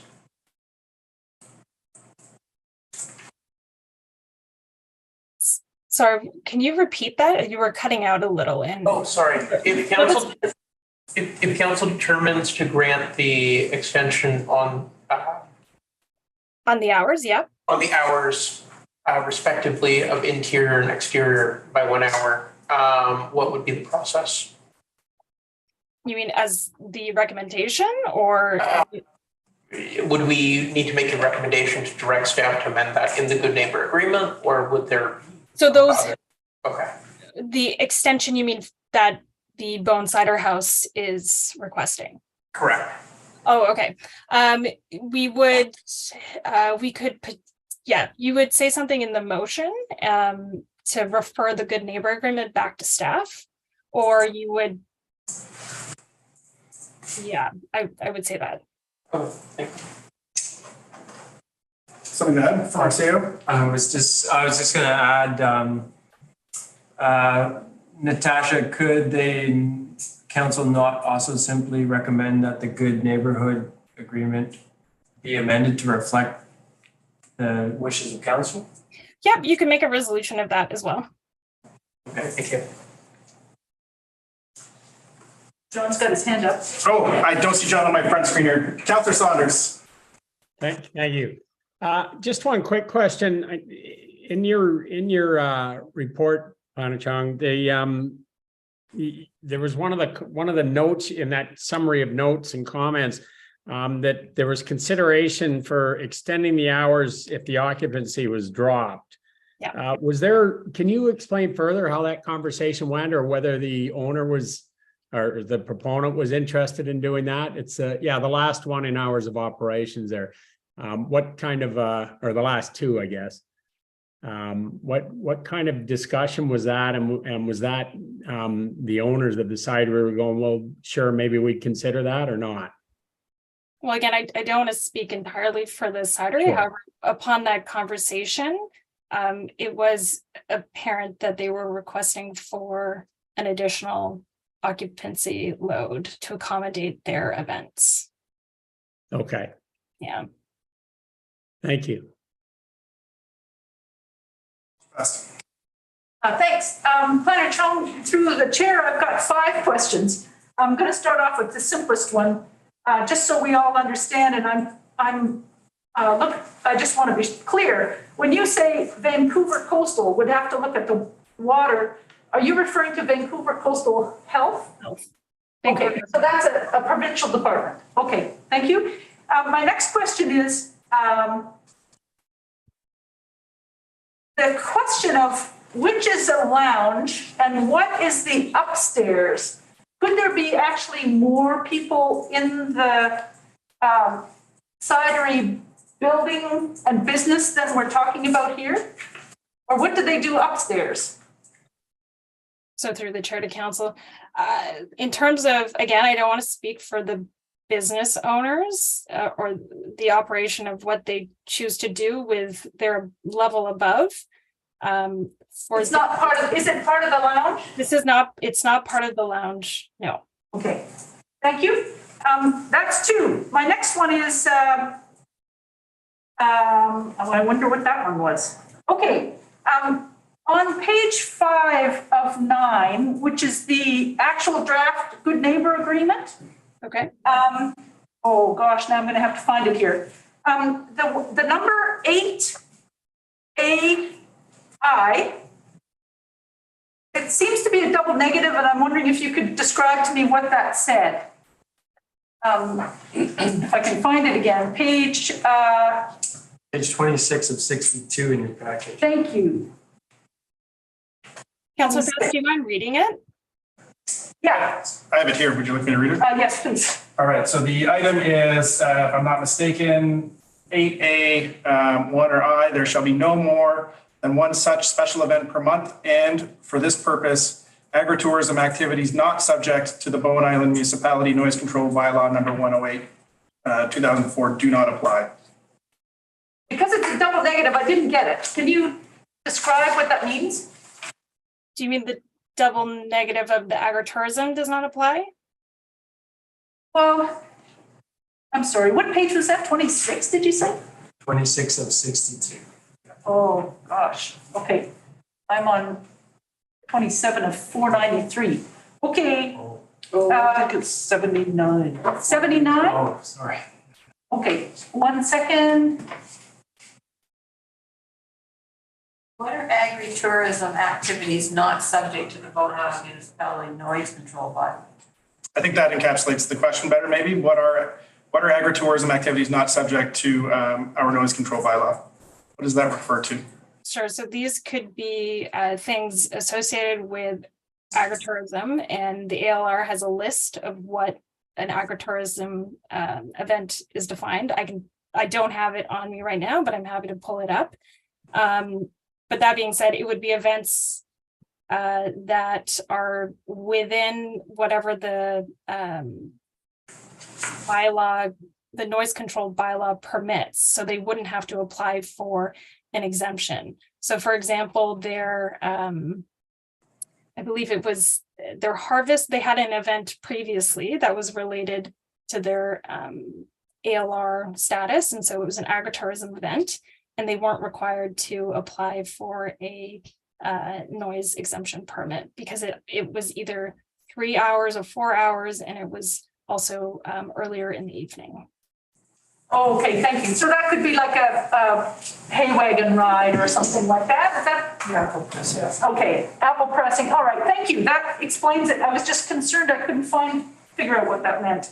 Okay, and then my next question is regarding the maximum hours of liquor service. Yeah. To the LCB or LCRB. When it says Sunday to Thursday, 9 a.m. to 10 p.m., does that mean that 10 p.m. would be last call or 9:30 would be last call? And is that and that means just for events, right? That's a lot. So technically, yes, that if you were to say the 9:30, that would be the events because it's operating outside of the standard hours of operation. Right. And so I believe the way that the regulations work with the LCRB is that at 9:30, that's when essentially you have to stop providing liquor. Like right. I think you have to start clearing out the liquor. Okay, great. So 9:30 would be last call for events or stop serving. Okay, thank you. And my last question is, I can't understand my notes here. There's something about percentage of neighbours. Thank you. That's enough of questions for me. Thank you very much. Thank you, Councillor Fast. Councillor Jurgensen. Just a comment on the fact that the hours we submit to the liquor control branch are then further restricted in the good neighbor agreement, though they can be greater, which would allow flexibility in the future for events. Is that correct? Yes, that's correct. Thank you. Hang on 1 second. I'm going to go to other councillors first. Councillor Wick. Thank you, Climate Sean. I think this is a follow-up. I'm still confused about the difference between liquor service hours and hours of operation. So how can they be different? So the liquor service hours, that will be on their licensing permit. So essentially from the provincial regulation, those are the hours they're legally permitted to serve alcohol. However, with the Good Neighbor Agreement, we will be providing extra layer of regulation stating that their hours of operation are shorter than the liquor service hours. Okay, thank you. And I have one more question. Is the outdoor lounge the same as the exterior lounge? Yes. Okay. And just a point of information on Councillor Wigg's question. So if there is for a special event, is that bound by the liquor service hours that go to 10 p.m. or does the special event have the propensity to go even longer? So as per their liquor license, it would be bound to whatever's on the liquor license, but I believe the cider could potentially apply for an amendment, but any form of amendment would then be subject to local government approval. Thank you. Councillor Fest? Yeah, thank you. Planner Chung, I wonder if you can help me. I'm just working through all the details here. Maybe I can mix myself up, but am I understanding this correctly that under what's proposed by staff, the cidery business could, or the lounge parts of the cidery business could have 150 people any day of the week? The only difference, I guess what I'm getting at is what's the difference between an ordinary Saturday and a Saturday when there's an event? Is it just that they can serve liquor 1 hour later? So it'd be the hours of operation. So they would, so otherwise it's almost identical, except that for an event, they could have 1 hour later. Well, Friday to Saturday would be 2 hours later. Right. If you're comparing their liquor service hours to standard hours of operation. right? So for the standard hours of operation, for the cidery to have any form of event operating outside of the standard hours of operation, they would have to apply for a noise exemption permit. And this would be considered one of their special events. Oh, I see. Sorry, I missed that 11. Okay. Thank you. Well, I'm ready to comment whenever. Councillor Morse? So just one clarification, these standard hours of operation are the ones that we provided. The applicant is asking for that to be changed That's correct. to 9 a.m. to 9 p.m. for Sunday to Thursday? Yeah. Okay, so I guess the question we need to discuss at this point is, do we want to entertain the applicant's request for the change of hours for hours of operation, Sunday to Thursday, 9 to 9, and Friday to Saturday would be 10 to 10? Inside. 9 to 10. 9 to 10. Inside. Inside. Okay. Oh, okay. Small. So I guess that's the first question. Is there anything substantially new in these questions? I'm just looking at that time and trying to shepherd our process here. I was going to make a motion. Okay. I've got one quick question just in terms of the good neighbor agreement and foreseeing that we could have all kinds of feedback, whether it's amazing or not so amazing. What is the process whereby down the road in a year, 2 years, 5 years from now, something like a good neighbor agreement can be amended, or the neighborhood and the municipality and the applicant comes back to look at these terms? That's class 13, I think. Oh, is that in that one? That's okay. Sorry, Mayor Leonard, was that a question for me? It was a question, but it was answered by my wise colleagues on either side of me. Thank you. Councillor Getty? Clarification to Councillor Morris's question. So the recommendations or the discussion on page 59 of 493 is the resolution from October 22, and then the second group of hours was an attempt to address that. The staff is recommending liquor service hours, and then the third set of hours was the good neighbor agreement for the hours of operation, and then the fourth set of hours that are mentioned here was the one that the applicant was requesting. So there was a difference between indoor and outdoor, and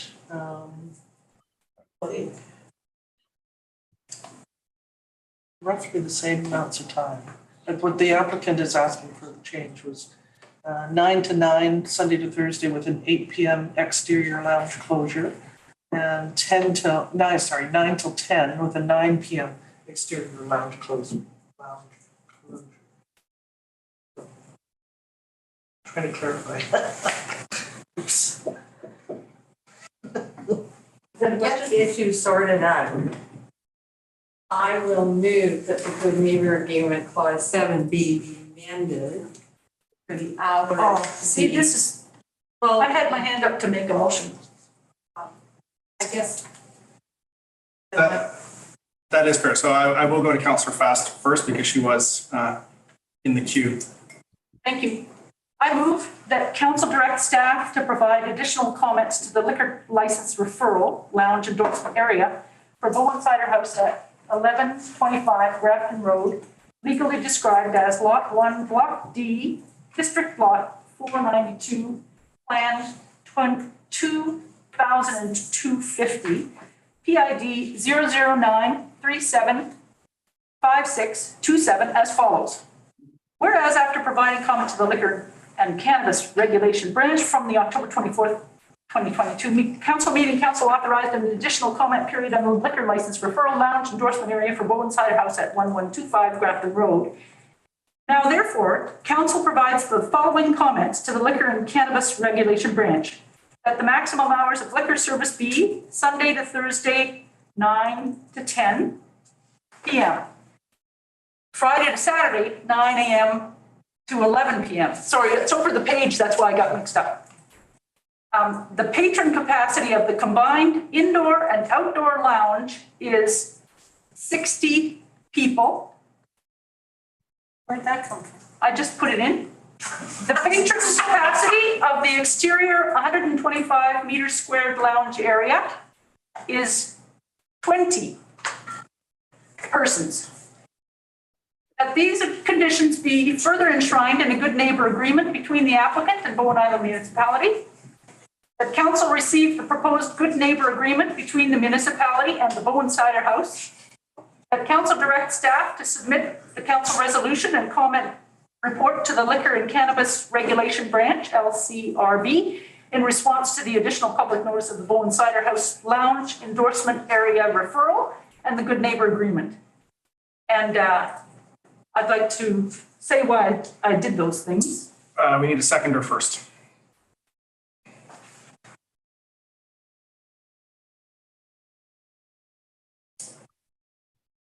Then we can discuss it, and council could change it if they wished. But we wouldn't be discussing the increased hours first. Seeing none, there's no seconder, so the motion fails, unfortunately. Councillor Morse. So thinking back on my other motion, I don't need to make it because we're not, that's in the good neighbor agreement. So I'll read all this all over again. The council directs staff to provide additional comments to the liquor license referral lounge endorsement area for Bowen Cider House at 1125 Grafton Road, legally described as Lot 1, Lot B, District Lot 492, Plan 2250, PID 00937567 as follows. Whereas after providing comment to the Liquor and Cannabis Regulation Branch in the October 24-22 council meeting, council authorized additional comment period on the liquor license referral lounge endorsement area Bowen Cider House at 1125 Grafton Road. Now, therefore, council provides the following comments to the Liquor and Cannabis Regulation Branch. That the maximum hours of liquor service be Sunday to Thursday, 9 a.m. to 10 p.m., Friday to Saturday, 9 a.m. to 11 p.m. The patron capacity of the combined indoor and outdoor lounge is 150 persons. The patron capacity of the exterior 125 square meter lounge area is 75 persons. So these conditions be further enshrined in a good neighbor agreement between the applicant and Bowen Island Municipality. The council received the proposed good neighbor agreement between the municipality and Bowen Cider House. The council directs staff to submit the council resolution and comment report to the Liquor and Cannabis Regulation Branch, LCRB, in response to the additional public notice. Bowen Cider House Lounge endorsement area referral and the good neighbor agreement. That's stated. Seconded by Councillor Jurgensen. Discussion on the main motion. Councillor Jurgensen. Is this where we can also amend the hours of that are enshrined in the good neighbor agreement? Or is that something that we would like to do as a separate? Separate. It could be done as a separate motion. However, I will note that the motion contains in the now therefore council provides clause. It provides the hours, and then the subsequent clause is that these conditions be enshrined in the good neighbor agreement. So I believe that an amendment, if you would like to make it, would be appropriate so that's enshrined in the agreement. What I was wanting to amend was the hours of operation, which are not in this resolution. What's in this resolution is the hours of liquor service. Oh, right, yes. Yeah. Councillor Morse, you are so sharp and you are also correct. Thank you. There's these two sets of hours that are very easy to hours. Yeah, that's very correct. Yes, so the disposition is up to council on how to proceed on this motion, and I believe that either a clause could be inserted that addresses the hours of operation, so that second set of hours in the good neighbor agreement, or it could be dealt with separately. I prefer to deal with it separately if that's the will of council. That's amenable. Councillor Saunders, I see you waving there. I will go over to you. Thank you. I didn't quite hear Councillor Morse, but I think she asked the question I was going to ask. The operating hours that we discussed, which are less than the liquor service hours, are they solely, they're not part of the motion, they're only part of the good neighbor agreement, which the Liquor Control Board really doesn't care about one way or another. That's between us, between council and the owner. Is that correct? Yes, so as a point of information, I will refer that to the planner. Yep, that's correct. Okay, that's fine. Thank you. Mayor, yes.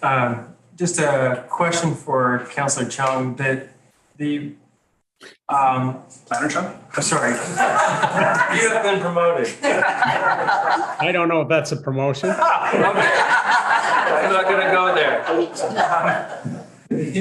I'm just curious about the recommendation that it includes the clause that council received the proposed good neighbor agreement, but there's no recommendation that council endorse or direct staff to finalize or authorize staff to sign the good neighbor agreement.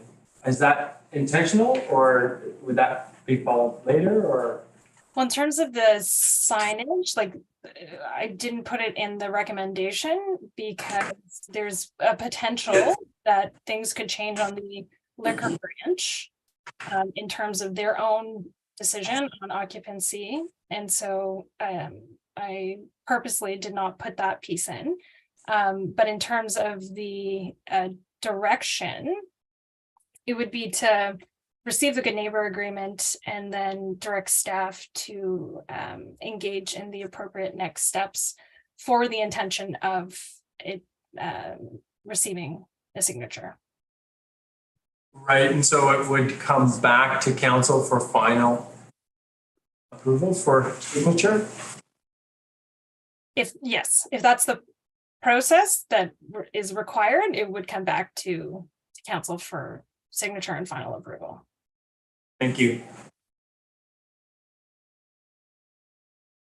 Just a point of information to the CAO. I mean, just given that, would it be possible to add the language to have staff execute? So for council to receive it and to direct staff to execute it?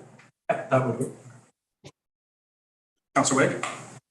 So if I understand this right, we're going to separate these and going to separate this from the good neighbor agreement and really talk about whether or not we're going to amend the hours in that in a separate motion.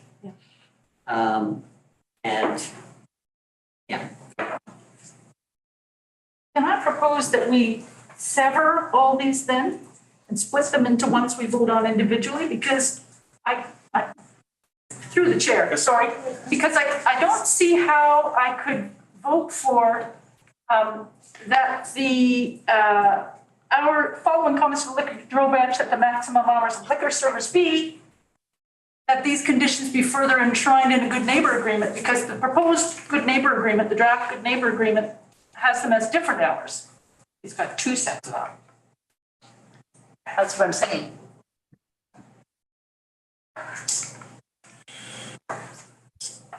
See these here for a second while I read this.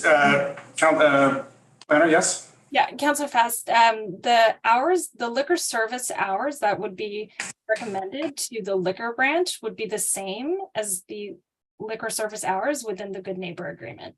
The only difference, okay, I got it, never mind. Okay, thank you. Then I withdraw my idea of severance. I guess that was a question. Thank you. Yes, is there any substantially new comments that we have not heard around the table yet? Councillor Fast. Comments? Yeah. Now that this motion has been moved and seconded, I'll just say I think this is like, I think this is an event facility, not a farm.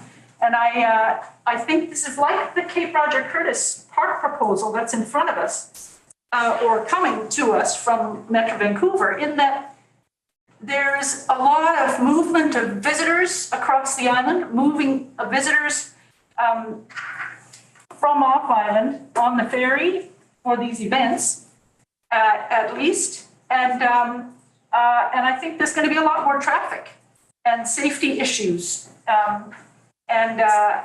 So I see, on the one hand, it's being framed as a farm to table event, which I totally am in support of that kind of thing. But what it looks like is an event facility to me, event use primarily. We've heard from the neighbors. I think there's significant noise issues. That's why I was proposing the patron capacity numbers that I just have a hard time thinking that 75 people outdoors at a party are going to be, I know how noisy it can be in that natural amphitheater. And I think having an event facility that is in the middle of the island, in our quiet rural neighborhood, in our very limited agricultural lands, it's going to be very difficult to maintain our rural character. And I think the scale is wrong for now. You know, my feeling is maybe eventually when there's a multi-use pathway running past, so people have other options besides cars to get there and back to the ferry. Maybe when people are using the bus more and there's a stop or some kind of more buses that are easier to use. Maybe when there's a pedestrian crosswalk. Maybe when, anyway, I just think in the future when they've proven the business can lead to a sustainable, quiet, dark neighborhood, then perhaps they could come back and ask for more. Right now, what I see is that the 150 ALR capacity that Planner Chong talked about, that's a maximum capacity. And for big farming areas with big fields in empty parts of the province that are large. And here we are, we're a small island, and this is beside a residential area. So I think the whole proposal here is more like a special event proposal that uses the 150 ALR maximum as right now, staff is using it as a balance, but I see it as a very high number for a small area. And I think that every day, the lounge could have that number of people in it. It's like a special event, except minus 2 hours. And so I can't support it. That's why I was asking for the capacity of 60, which I saw in several of the neighbors' numbers, and 20 outdoors, which I could see as having the potential to not be noisy in a party situation. And so that's my reasoning, and that's part of my reason for making I don't think I can support this. Thank you. Thank you, Councillor Pass. Councillor Jurgensen. Through the chair to the planner, Planner Chung, was there consideration given to splitting use capacity into assembly use and another use? I'm not sure if the correct verbiage would be principal use in this case, but that would be different. Are you saying whether or not you can split the capacity between, for example, having event capacity versus standard? Correct. Capacity? So whether that was broached with the cidery. That particular conversation was not had with the cidery. The liquor branch, they would require a maximum patron capacity. Whether or not we could reflect something like that in the good neighbor agreement is a potential, but I would have to do a little more information digging on that. That was my question about the about its enshrinement in the good neighbor agreement rather than the maximum capacity of the facility as a whole.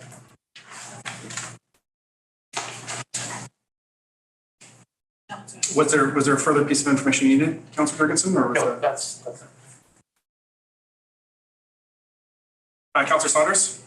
Yeah, I'll be very brief, just a couple of counterpoints here.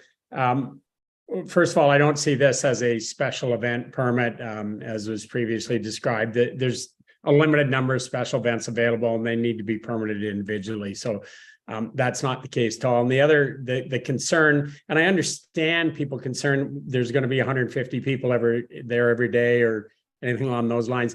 Having run a business similar to this, I think the owners would be ecstatic if they could get 75 people a day or at any one time in there on a regular basis.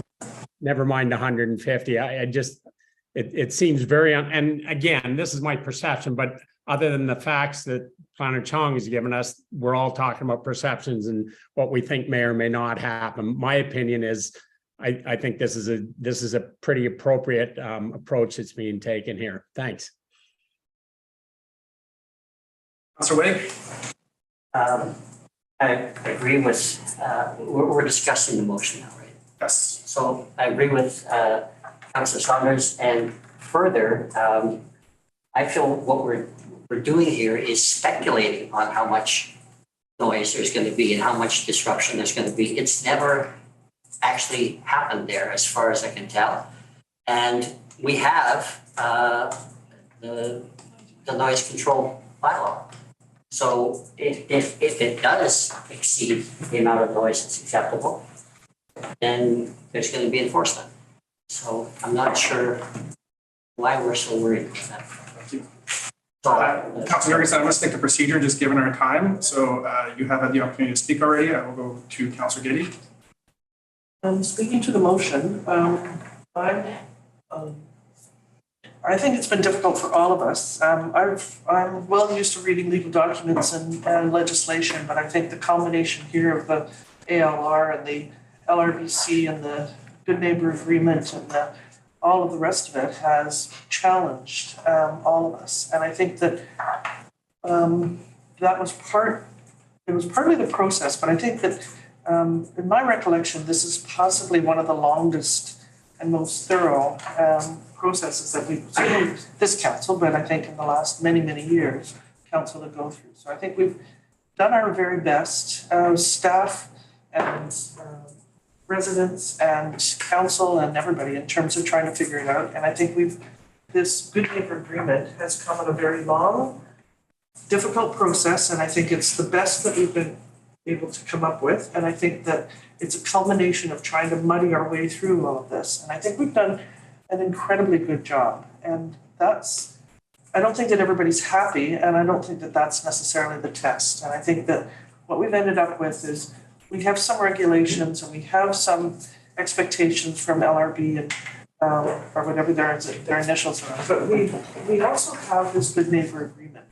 And the applicants know that there's some stiff opposition, there's lots of good reasons for that. And if they're going to continue to run this process and deal with all of this, they're going to have to abide by that Good Neighbour Agreement. They're going to have to make sure that their neighborhood is not upset, disturbed by it. So the no amplified noise outside and the closing and opening of windows to accommodate people and to make sure that things are not out of hand. People in attendance in the parking lot to make sure that people get in their cars and leave safely. Working with the RCMP, I think we've covered as many of the possible concerns that it's humanly possible at this point to cover. So I think that we've tried to be as equal and as fair as possible between the two interests. And I think we've leaned, if anything, towards the interests and the needs of the residents. I live behind what used to be the lodge at the old dorm, and lots of weddings, and you need to have neighbors that will, when you phone them up, and they will react, and they'll go and they'll help you deal with it so that you don't have everything breaking loose in a residential area. So I think the recommendations that we've got here in the Good Neighbours Agreement, they've got some agreement. Given the amount of time that's been spent, I think we've ended up with the best that we can at this point, and it's subject to review. So, cidery being well aware, and they're going to have to try to make their best efforts. And I'm hopeful that with staff watching it, and the RCMP watching it, and the neighbors that are watching it, and all the event organizers understanding what the restrictions are, that this is something that is going to be work, and it's going to be of benefit. And if we can get past all of the, we don't have the incidents that everybody's describing in terms of 150 people breaking loose and just going berserk. Well, I mean, that's the fear. If that doesn't happen, then maybe this can settle down, because at this point, we've gone through this process, and I think people have been put into positions and they're stuck in those positions. And I'm hoping that maybe that can relax a little bit. And if it doesn't, and it's a disaster, they don't have to move. We'll sort it out. Thank you, Councillor Giddy. And on that note, unless there are any further objections or anything substantially new to add to the conversation, I will call a question. Ask for the vote. Councillor Jurgensen? One final piece of new comment to add to the discussion is that if Planetron was to create two different forms of capacity, one for the larger of the two could have a date restriction put on it, so many days per year that it can be at 150, so many days per year, a non-restricted amount, a smaller amount. That is something that could potentially be workable from my understanding. I do not necessarily feel that it's necessary at this point to do that, but I just want to throw that out there. Thank you. I will note that is a little out of order, just as we're on the main motion right now. So unless there's an amendment or something else, I'm going to call the question on this. I have to read it all over again. No, I'm going to say as stated. I think it's been read enough. So all in favor of the motion as stated, raise your hand, say aye. Aye. Aye. All opposed, raise your hand, say nay. Nay. Nay. Councillor Fast objecting. Yep. Motion carries. Councillor Morris, I believe you had expressed appetite to introduce an amendment to the Good Neighbour Agreement. Apparently, the applicants have asked, not going to find that. Let's stick that, there we go. The applicant has asked, and I think it's only fair to be considered, and where's that other amendment? That's, the applicant has asked that the standard hours of operation be changed to be 9 a.m. to 9 p.m. So 1 hour later, from Sunday to Thursday, for 8 p.m. closure of the exterior lounge, and Friday start at 9 a.m. to 10 p.m. with a 9 p.m. exterior lounge closure. And my understanding of the reasons for that is so that if you're going to go out for dinner, you don't get booted out the door at 8 o'clock at night when you order dinner at 7. Mm-hmm. So I would move that the Good Neighborhood Agreement be amended under standard hours of operation to be Sunday to Thursday, 9 a.m. to 9 p.m. with the 8 p.m. exterior lounge closure, and Friday and Saturday, 9 a.m. to 10 p.m. with the 9 p.m. exterior lounge closure. Councillor Jurgensen? Second. Second by Councillor Jurgensen. We're going to have time to get that on. Okay, fantastic. Any discussion on the motion to amend the standard hours of operation in the Good Neighbor Agreement from 9 a.m. to 9 p.m. Sunday to Thursday? Councillor Saunders. Yeah, I'm in favor of the motion. I'm just curious, the extension to 9 o'clock makes sense so you can have people sit at dinner. I'm kind of curious about the early hour. Doesn't offend me any, but why they move to 9 a.m. to serve breakfast or? To the planner. So I believe the 9 a.m. request was a request from the applicant if they were to have individuals in the morning. Again, I don't want to speak for the operation of how they run their business. If they choose to serve alcohol in the morning, that is up to them and up to the patrons of their lounge, so long as they're operating within the standard hours of operation. I don't, yeah. Okay, thank you. That's fine. I'm just curious about it. It's not offensive to me. Councillor Saunders, I'm seeing nods of assent from the proponents and applicants in the audience here, just for your information. Okay, thanks. Any discussion on the motion?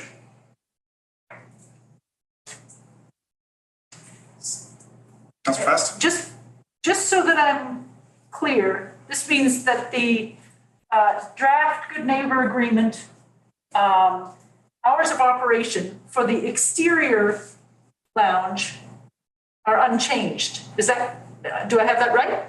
Yes. For closing. Yes. Okay, thank you. Any further discussion? Seeing none, I will call the question. All in favor of amending the standard hours of operation in the Good Neighbor Agreement from Sunday to Thursday, 9 a.m. to 9 p.m. with an 8 p.m. exterior closure, and Friday to Saturday, 9 a.m. to 10 p.m. with a 9 p.m. exterior closure. All in favor, raise your hand, say aye. Aye. All opposed, raise your hand, say nay. Nay. Two opposing, Councillor Fassbender, Leonard opposing. The motion carries. I'm abstaining. You cannot abstain if you don't make a movement, and it's considered in favor. Well, that may be it. Thank you. Motion carries. Moving on to item 8.3, public works. Hang on, I've got one more motion. I would like to move that a clause similar to the Bowen Island Municipality Dark Sky bylaw be added to the Good Neighbor Agreement to regulate exterior lighting to maintain rural character. Second. Seconded by Councillor Geddy. So just so people know, I'll speak to my motion. The dark sky bylaw, for example, is in place on municipal land currently. For example, the soccer field, the artificial turf field has it. It basically stops, it makes it so the lights are screened, so the light goes down but doesn't go everywhere. And so it helps to maintain a dark sky. That's what, one of the things I read in some of the letters about what people like about that area. And this will also help.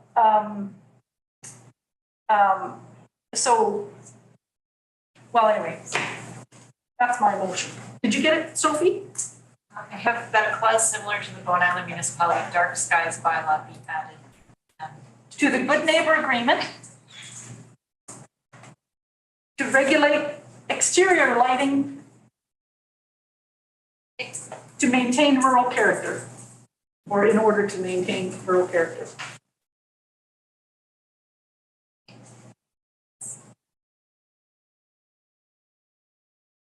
That's just to stop it looking like a big glaring parking lot. Any discussion from council on the motion? Councillor Saunders. Not objecting to the motion at all. It makes perfect sense. I'm just wondering, not having read the dark sky bylaw, I'm just wondering if it's going to impact the business in any great way, or if it's just, this is just don't turn your lights up high and point them at the sky, which makes total sense. So I wouldn't mind some comment from anybody that's familiar with it. I have to admit, I'm going off memory, but I do think, oh, well, anyway. Daniel, do you have anything on that? I don't think I'd be able to comment on the spot about its impact. I mean, I guess my concern is it's not like there's no light yet. I mean, I'm presently in an area down south where there's no light at all allowed after dark, and that kind of precludes doing any business whatsoever. So I just want to make sure it's not an onerous dark sky thing where you can't have a patio lounge, for instance. I don't believe so. I mean, it's right now, I mean, it's on the artificial turf field, and I think it just goes with the activity and to shade the lights. Councillor Geddy, and then I'm going to have a comment. I haven't read it for a great long time, but I believe there's some options in terms of low wattage and or screening and or positioning, so that basically you're focusing on where people are going to be walking and you're cluttering up the sky. As I do not have enough information on this item, and I have not read the dark skies bylaw, that I personally need more time to consider it. I'm going to make a motion to defer this to the next regular meeting of council. Second that. Thanks, sorry, I just thought of it. Seconded by Councillor Saunders.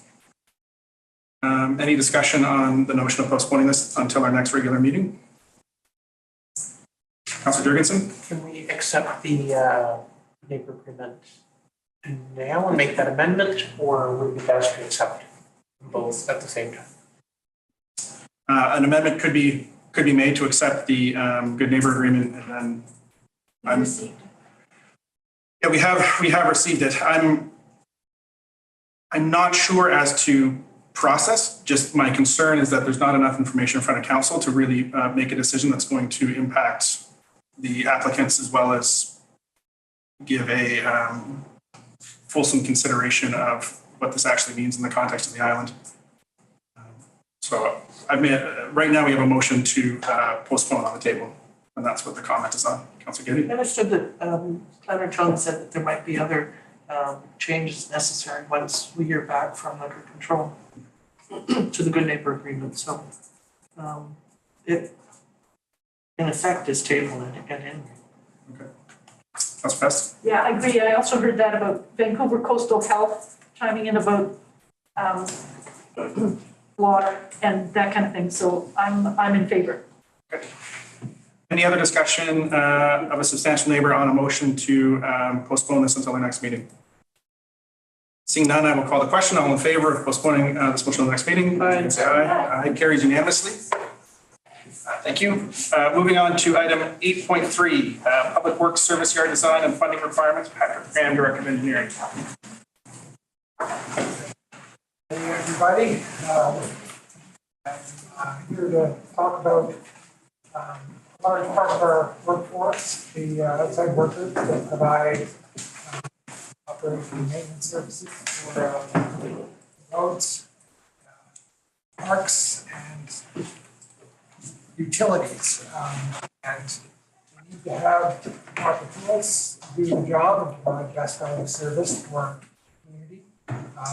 Public Works Service Yard is the home base and key, probably the most important tool that we have.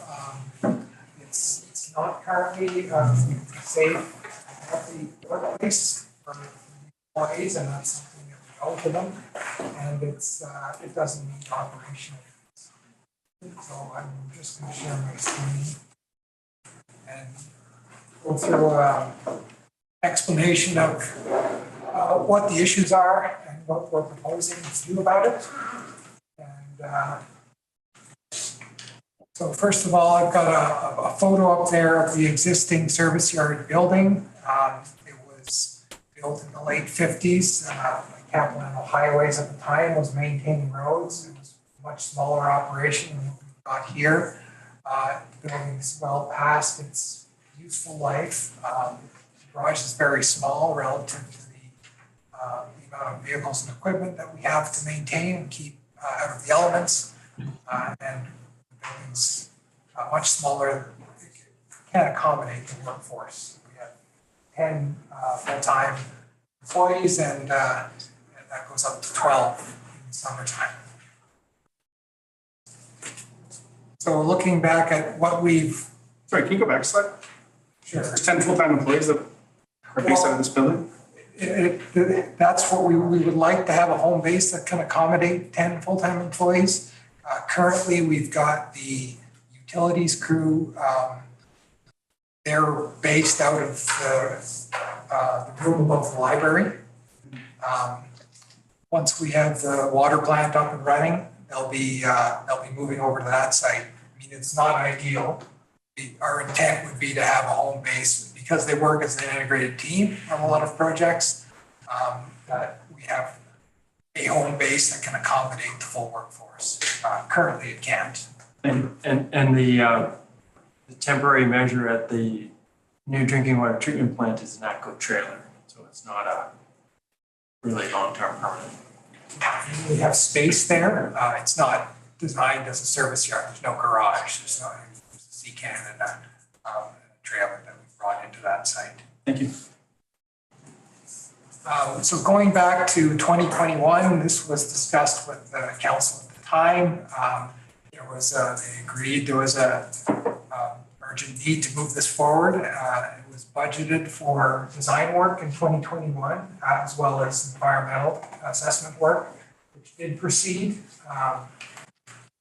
We selected a consultant team through an RFP process, completed phase 1 and phase 2 environmental site assessments, and went through several design iterations. A lot of those were focused on, how can we limit the costs and still meet the operational needs that we need for this facility. In early 2022, the design work was put on hold at about 50% complete stage. And this was due to the budget risk that we had with some failing infrastructure. In particular, the trunk road storm sewer replacement project, there was a lot of uncertainty on how much that was going to cost us. As it turned out, we were able to do that a lot more cost effectively than we had feared. And so that work didn't, really shouldn't have been put on hold, and it should be restarted. There is some work ongoing, ongoing groundwater monitoring, but the rest of the work is awaiting the go-ahead from council to restart. So just a little bit about the health and safety aspect and the concerns we have around the health and safety of our employees. There's a photo there of the one room that's the kitchen, washroom, hanging dry gear, office, lockers. You can fit about 4 or 5 people around that table to have lunch. It is infested with rodents, so every day you have to clear rodent feces and urine off the surfaces that you're going to be interacting with or using. We have mold, lead paint. There's a lack of washing facilities. There's no kitchen facilities. The only sink, running water, is the sink in the washroom behind the room here. There's really no space for drying wet clothing and gear, which results in staff wearing wet clothes a lot more often than they should. There's not enough space for the workforce that, as I mentioned, and the structure and the building elements are failing.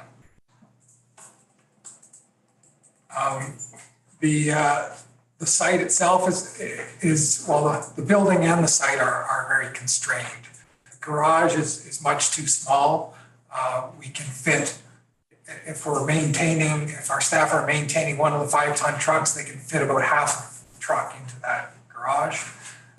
It results in more of our equipment being exposed to the elements, reducing the lifespan and increasing our ongoing maintenance costs. It also limits our staff's ability to effectively work on our vehicles and equipment.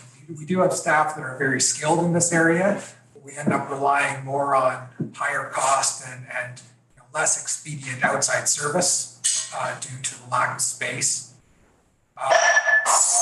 As I showed earlier, we do have too many functions crammed into that. Just be at ease for a minute here. Something happens.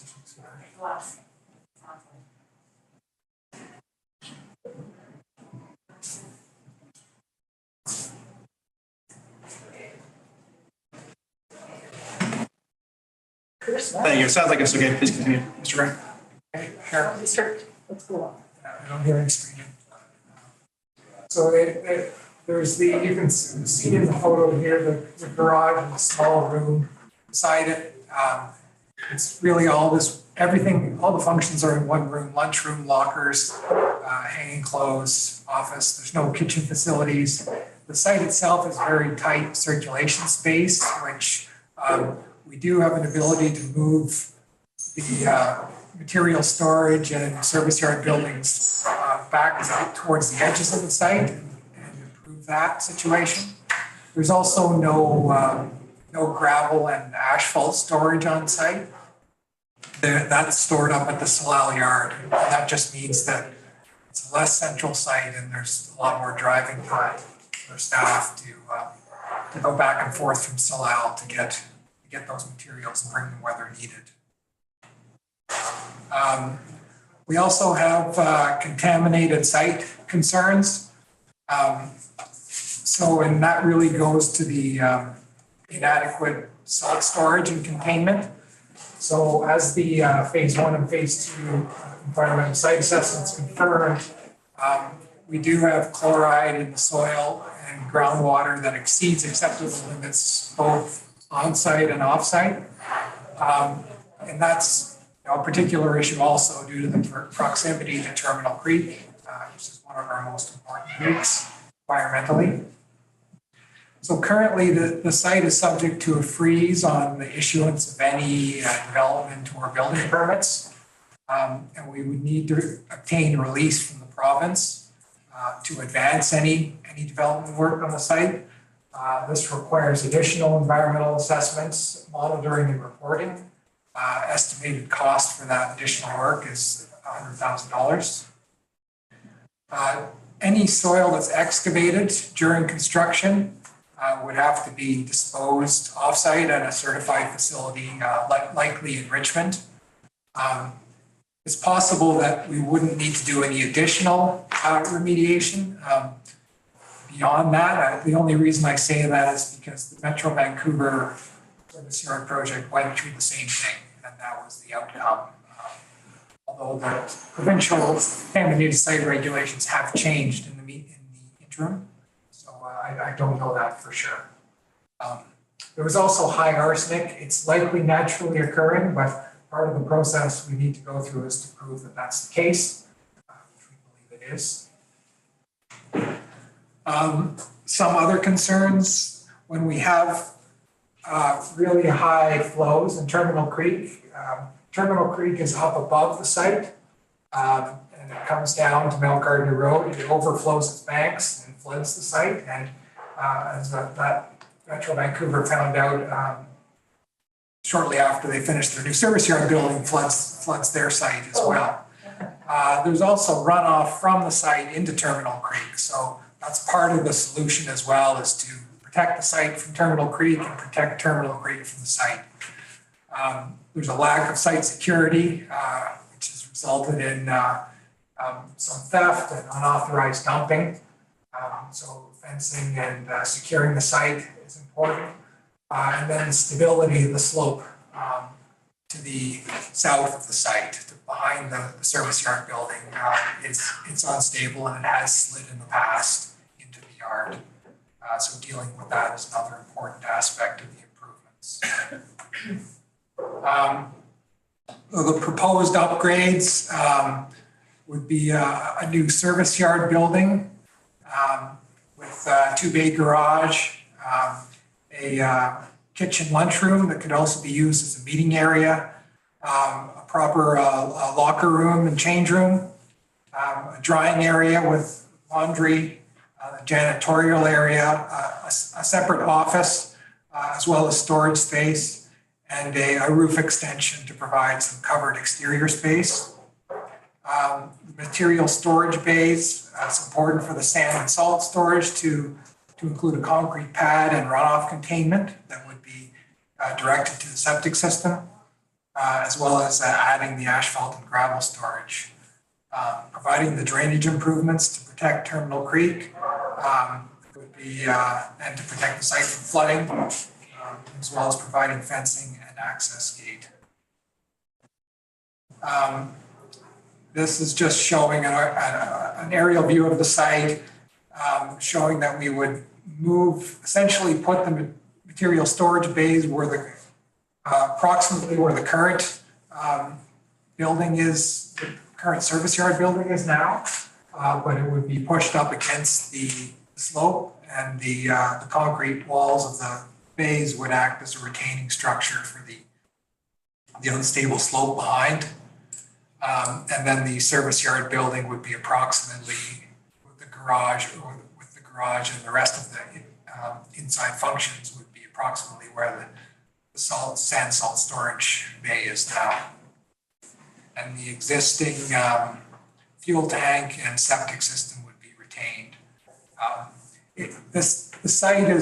A lot of the site isn't ours, and not everybody understands that. It's the corner, the The northeast corner of the site is the Metro Vancouver service yard. And then the northwest corner of the site is the gas station. And our space is in behind that. This is just a layout of the service yard building floor plan. We can go back to that if there's any questions. So what we're proposing in terms of next steps is that we re-engage the consultant team that we hired for the design and environmental work, and have them proceed to complete the design and tender documents. Estimated cost to complete that work was $90,000. And then, as I mentioned earlier, moving on with the environmental work, the monitoring, assessment, and reporting that we need to deal with the site contamination and obtain our release from the province. And that was an estimated $100,000. And then advance a referendum for borrowing for a loan authorization bylaw. And that would be approximately $15,000. So that would be a $205,000 2023 budget, and then proposing that the construction would occur in 2024. Based on the current Class C cost estimates, including contingency and allowing for escalation to 2024, plus an allowance for the removal and disposal of the contaminated soil. It's close to a $4 million budget. One of the key objectives of the remaining design process would be to find ways to reduce that wherever we can. And that would be sort of the value engineering component of the remaining design work. So in terms of a timeline, we're seeking council approval to re-engage these design processes and environmental work. So then the design and cost estimates will proceed in February to May. It would take longer to complete the environmental work, most of the year, February to December. Once we have the design and cost estimates, then we would proceed to a loan authorization bylaw process, which would have to include a referendum. So that would be June to November, leading to December to February of next year tender process, and then March to October 2024 construction timeframe. So that's the summary of where we're at. I'm sure there's questions. Let's go with that. Councilor Getty? Thank you, Mr. Graham. So page, I think it's page 116 in this huge long amendment where you're talking about the environmental assessments 1 and 2 that had been completed. Yes. If any of that work possibly could be, in terms of cost saving, can that be used for the provincial assessment? You're saying an extra $100,000 for the provincials. Yeah. And the ongoing monitoring as well. Is that not going to be sufficient for them, or? It's not. The requirements under the contaminated sites legislation is, I don't know what the right word is, onerous, it seems. I mean, maybe it's right that you need to do a lot of work. Essentially following up on the phase 2 ESA and the groundwater monitoring, we need to prepare and submit. There's different mechanisms that can be used. The most cost effective is to get an approval in principle. And so they need to prepare all the application and supporting document for that. They need to do communications and with the offsite parcel owners and provide them notice of offsite migration. there's a human health and risk assessment that has to be completed. Then there's preparing and submitting a there's a whole list of things that have to be done in order to. Yeah. Oh yeah, that's this is so essentially. I'm sharing my screen. That's a good point. Items 1 through 4 have been completed, and then items 5 through 11 probably don't need to do item 12. Are still outstanding. So it's all right. The I see you next, Councillor Dickinson. Councillor Getty. So the occupational health and safety concerns with this building, when I look at these pictures, I've just lost them, but for some reason, I wondered for ages, what is the problem with the workshop? I saw that nice new building going up and it was like, surely to God, that's a couple $1 million there. And what are we talking about? I didn't realize that was the Metro building. Yeah, that's right. So when I see these pictures and I read this report, it's like, oh my God, we've just spent however many million on this new fire hall, which is all state of the art. And we've got these guys, the picture of the people sitting around the lunchroom with, their little plastic containers eating their lunch kind of thing on top of each other with soggy clothing around that's been eaten by rats. And there's rats, urine and feces on everything every day. It's like, this is really appalling and embarrassing. And it's, I'm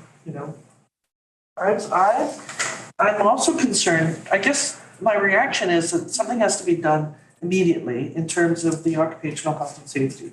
And if we can get through this as fast as possible, you're talking about a build out and a replacement by, fall of 25, something like that. Fall of 24. 24? Okay. I missed it by a year. It's still a year away, a year and a half. Okay, so I get the urgency. I get that there's. I also understand all of our fiscal issues. So I'm curious in terms of whether or not if we can figure out some interim measure to get them into a safe place that has a shower and maybe has some lockers and has a lunchroom and isn't infested with rats. Like the new fire hall, it's just we had our meetings there a couple of weeks ago and it's got all the bells and whistles. And if that can be somehow or other an accommodation, like we've done for the other parts of the works group in different offices and move people around, can we do any cost savings in terms of the design? So if it became more permanent, another place that's already built up, is there any economies of this design? And I know you can't answer that right now because you haven't even thought of it and looked at it, but is that something that not too far along the road that we could consider some sort of cost savings? And we're at the preliminary design stage, so 50% design. So because the building and the garage are integrated, and that really needs to be removed. I mean, you do have to build a garage. So it may be that you could build a garage and have a prefabricated lunchroom structure. Well, they don't have to have their lunch in the garage. Right? They're not going to go to whatever. When this is being built, they're not going to be having their lunch. So if we can start to maybe shift the idea of, we've got silos of people having these beautiful lunchrooms in different places. And it's like, if we've got space, and I'm thinking of the upstairs in the fire hall or, there's an extra office there or something. I don't know. They've got this, they've got some things there that maybe we can double up on. Certainly in the meantime, and possibly long run. And if it was long run, then maybe we could shift some things around on this. But that's okay. I'm planting a seed in your bug in your ear or something. The last question that I had is on page 189. There's, the $3 million was from the contractor in terms of building these buildings. And then there was a list of exclusions. And that came in as another, looked like almost $1 million, right? So the overall budget is taking care of the exclusions that are listed? The overall budget is based on the Class C cost estimate from quantity surveyors. Yep. And adding a 10% contingency, plus an additional allowance for escalation to next year's construction. And those were prepared based on 2023 construction. We're obviously not in that. So are any of the exclusions covered in any of the budget material? Yes, the exclusions, the estimate that we're using is covering everything that we need to do. Okay. Thank you, that was my question. Thank you. Any other questions for the Director of Engineering, Councilor Morrison, Councilor Witt? So the original budget, Patrick, was 250,000. How much of that got spent? 250,000, I should have had that, in here. It was, I think about 180,000 of it was spent. So for for the 90 that you need for the site assessment, we've got 70 left of the 250. Well, we need 190 more. Well, that's fine, that's debatable. The other is the ESA work, is that part of the 250? That was part of it. Okay, So that was for environmental and design work. Okay, so so the main thing at this point is dealing with the contaminated site part. Well, about half of it is dealing with the contaminated site and the other half is completing. Okay, but I've got a whole bunch of questions about the plans, and I guess a couple of questions that were thrown at me the other day was, why not buy a modular building that's already done? Yeah. And just plop it down, and why not one of those standard prefab steel buildings that are, off the shelf for a garage? Yeah, well, we haven't gotten to the details of how you would deliver the structure. Like at this point, it's a layout of the spaces that we need. Whether it's a prefabricated structure or a purpose-built structure is still to be determined through the rest of the design process. But the design of those buildings is going to be very different depending on what you decide to use. You need to provide for the new space requirements that we have for the operations, whether it's a prefabricated building or whether it's a purpose-built building. But that's the specs, not what it's going to be. I'm not sure what you're Okay, well, I mean, I've done this before with service yards where we have looked at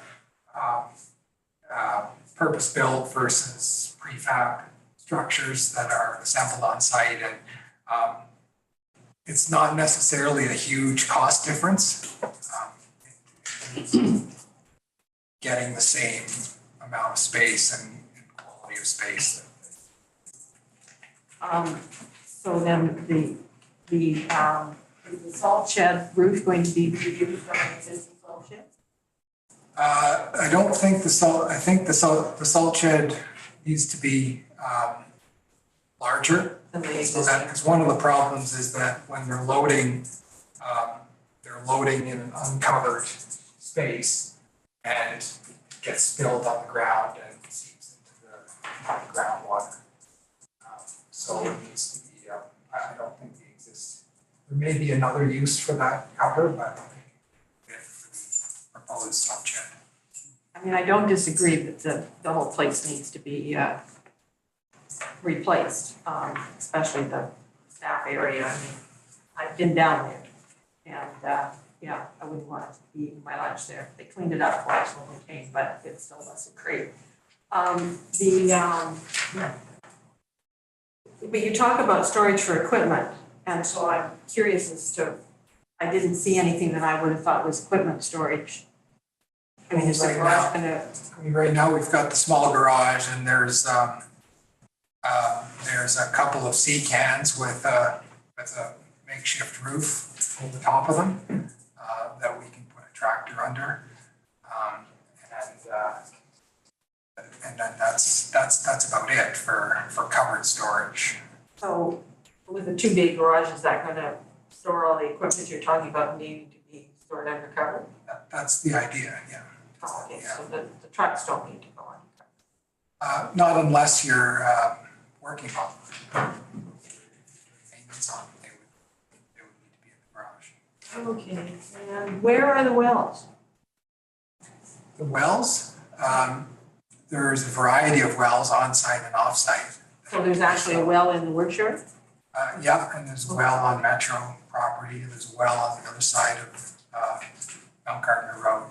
And the salt intrusion is in all those wells? No, not all of them, but it has been shown off-site on the Metro site and also on the other side of Mount Gardner Road. It does appear that it's migrating towards Terminal Creek, which is good. So, the other sort of curiosity question, when did all these new contaminated site regulations come into effect? Because Metro got a building permit. Yeah, it was, well, they had to do the same thing. They had to get a release from the province. But the new regulations came into effect, I think it was February 2021, beginning of 2021. And they became more stringent in what's required. So the fact that the same uses are going to carry on in that piece of property doesn't have any impact on what's got to be done for the environmental assessment. Well, it may, and like I was saying, what I expect and what I'm hoping is that our responsibility in terms of site remediation would be limited to whatever gets dug out has to be taken to a certified facility, but that we don't have to do any additional wholesale site remediation. And where is this $190,000 going to come from? Well, we would have. 70 left of what the 250, I guess, where was it budgeted from? Well, that was the capital replacement and renewal. And that was a 2021 budget. Yeah. And it didn't get budgeted in 2022 because of our uncertainty around. You don't know how much is left in that. In the capital renewal and replacement. There's an amount that, well, Kristen's not here, so I don't know. That's right, it didn't get budgeted in 2022 because of the uncertainty around. Well, we had a number of infrastructure failures. The biggest uncertainty was the Trunk Road storm sewer. Right. At the time, which was early 2022, we were thinking that it could cost $1 to $1.5 million to deal with that. Mm-hmm. It ended up being much less, primarily because we did a lot of the work with our own forces, and also we deferred the replacement of the storm sewer on the south side of Trunk Road. So that was the main risk that we're facing. Thank you. Councilor Wick? Is the new building going to be a steel building, kind of like the fire hall? Or is that? Yeah, likely. Because that, the initial plan for the fire hall was going to be much more expensive, and that steel building seemed to go up pretty quickly and was a lot less money.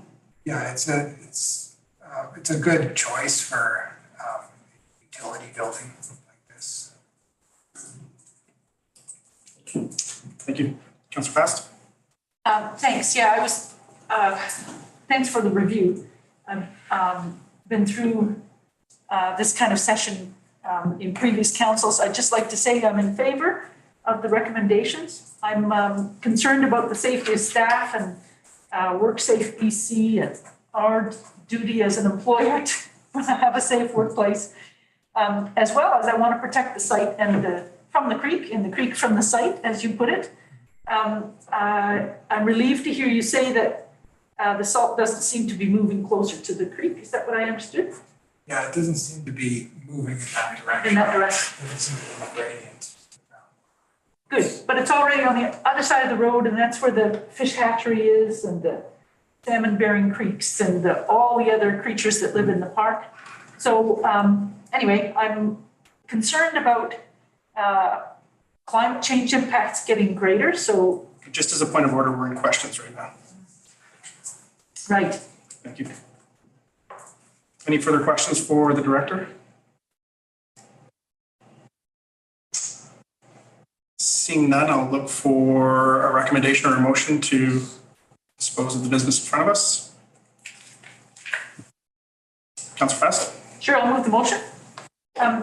As written, that council approve the expenditure of up to $190,000 to complete the detailed design, cost estimates, and environmental monitoring, assessment, and permitting for the public works service yard upgrades in advance of the 2023 budget approval, and that council direct staff to advance the public communication and other work required to support a loan authorization bylaw and referendum to obtain electoral assent for borrowing to finance construction of the public works service yard upgrades. And that council direct staff to coordinate a site visit with council to review the state of existing facilities and the required improvements. Thank you. Is there a seconder? Seconded by Councillor Jurgensen. Any discussion on the motion? Councillor Fast, we're out to speak to the motion. Yes, I'm just complete my little comments there. I'm just also concerned about climate change, the landslip. I remember when that happened before, and the concern was that with the extreme weather events and possibly earthquakes and things, that we could actually have a hard time accessing equipment to get out and fix problems if there is an emergency. So I'm worried about that. And I would like to be prepared, and particularly with the flooding too, regarding climate change. If the flooding's already happening, I'm in support of this motion. I'll be voting in favor. Thank you. Thank you. Any other discussion on the motion? No question. Councillor If we wanted to try and push this, I guess, different office space for these staff. I understand that they've been asked and that they've chosen to stay there in terms of having all their equipment there and whatever, but I am concerned about the liability and the conditions. Do we need a direction to staff to determine whether or not there's an alternate space and then to somehow get them to move into it? As a point of information, I'll refer that either to the director or the chief administrative officer. So I think we've really explored a lot of the options available, barring the idea of the fire hall. But I have not explored that with the fire department or the public works staff. Again, one of the concerns is that all of their equipment and all of their gear is located at the works yard, and from an operational efficiency and effectiveness, they have expressed concern about being positioned elsewhere, and that it makes it operationally more difficult, like, oh, where are my gloves or where's my lunch? And but it has not been explored. I'll set up their lunch. We have had feedback from the utilities crew. It's about half of the workforce is the utilities crew, and they've been using the library building. The upstairs? The upstairs. And they waste a lot of time, or they lose a lot of time, being having that split base like that. Their equipment is at one site and they're having their lunch and meetings at another site. Definitely not great in terms of efficiency. Well, through the chair, change is difficult, but I think that these conditions are serious. Councillor Jurgensen? Through the chair. Director, is there any chance of getting a portable or temporary structure that can be placed on the site in order to improve conditions for staff. Possibly, we could find a space for a trailer. It would just be for an interim period, for, assuming we can proceed with this time frame, a year and a half. It is pretty tight. I'm going to jump in as a point of order. We're speaking to the main motion here, which is around borrowing and getting set up for loan authorization bylaw, as opposed to getting into some of the operational what can we do with the site. I'm just going to, for the sake of bringing us back to germane conversation, I'm going to ask us to speak to the motion if there's any other councillors who wish to speak to the motion.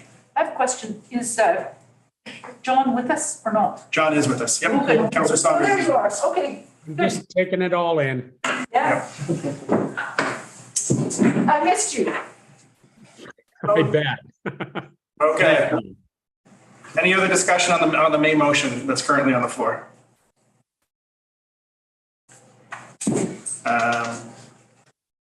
Just to the director, can you go back to your slide with a picture of the exterior of the building? Which one? One of the first ones that I spoke to. Yes. So I am in favor of this motion. Can you advance 2 slides, please? And I'm highly concerned that we have a building where a significant number of our staff is working out of, that's infested with rodents, has mold, has lead paint, doesn't have washing facilities, and by all senses appears to be a health hazard. And I think the onus is on us to deal with it, and I do need to express a bit of dismay that a 65-year-old building that we have staff working out of that didn't appear to be higher on our priority list. So I'm in favor of this motion, and I will vote for it as it stands. I think that we do need to get a design, and we need to get something moving. And I'm also concerned about the expense that it's ultimately going to bear on the community, given all of the other capital projects that I'm doing back of the napkin math that are going to impact this community in a very heavy way. So I'm in favor. Any other comments from council? Seeing none, I will call the question that council approve the expenditure of up to $190,000 to complete the detailed design, cost estimates, environmental monitoring, assessment and permitting of the public works service yard upgrades in advance of the 2023 budget approval, and that council directs staff to advance the public communication and other work required to support a loan authorization bylaw and referendum to obtain elector assent for borrowing to finance the construction of the public works service yard upgrades, and that council directs staff to coordinate a site visit with council to review the state of existing facilities and the required improvements. Seconded by Councillor Jurgensen. All in favor? Sorry, voting yes. Any opposed? Raise your hand, say nay. The motion carries unanimously. I think I had moved and Alex had seconded that earlier, but it doesn't matter. Okay. That's great. Thank you. We're starting to get into that back 9 of the Yes. here. Moving along to item 8.4, update on the on-island composting facility. Carlos Goose, Manager of Environment and Parks Planning.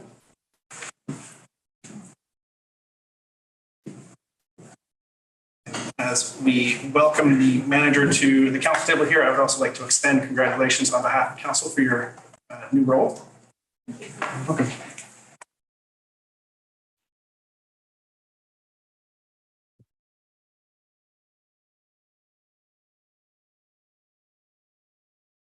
On my screen here. Good evening, Mayor and Council. I am talking to you this evening about the on-island compost facility, giving you an update on the capital project. Sorry, Patrick, I think you're still sharing. Kick you out.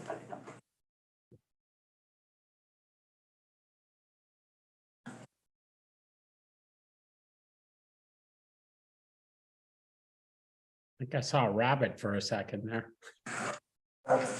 You're the rabbit. I think if you just start sharing, then it'll put it. No, I tried it. Oh. I'm not sharing. Yeah, I got it.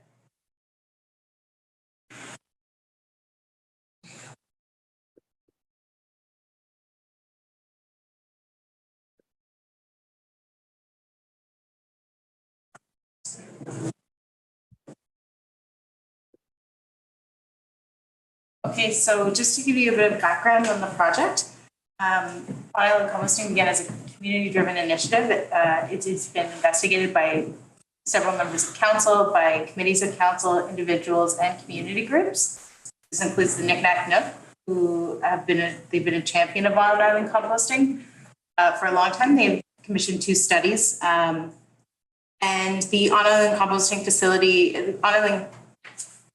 facility working group in 2015, which was struck by council. We produced a report which recommended that we complete a detailed feasibility study, and we did that. It was finished in 2020.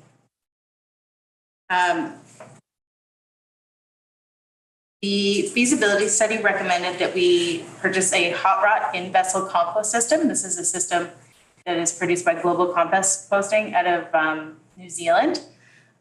They recommended that we put it at the bird site in a prefabricated building on a concrete pad. We have a photo here of the hot rot on the slide.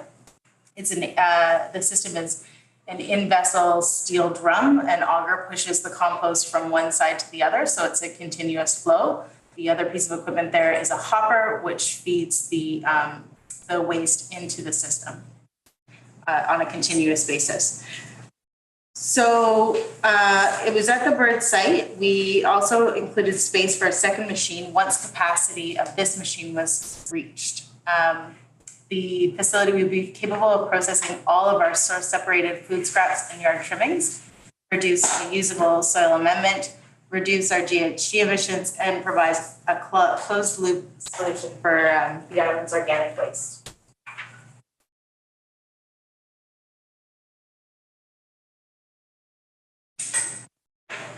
When the feasibility study was presented to council in February 2020, council supported the facility project in principle.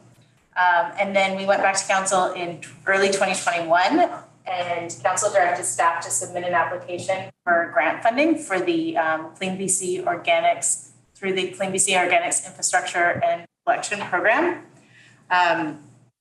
They also confirmed their intention to fund their 1/3 share of the capital costs for up to $500,000 through the Municipal Finance Authority for equipment financing.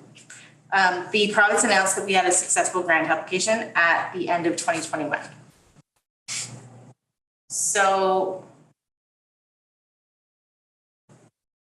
last year, the project got put on hold a little bit while we obtained some, we were also working on contaminated sites. We had to obtain a site release from them. And when we revisited the project to present it to the new council here, we realized that we had some issues with the current volume that we've been collecting.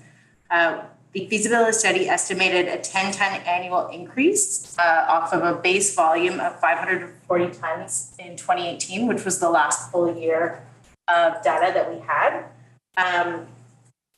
Part of the issue is that we had very little data to go off of, but we've also had a significant population growth, and with COVID and everyone staying home, there was a large increase in the green waste volume, which we thought might go down if everyone went back to work, and they didn't really, and it's just kind of continuously stayed up.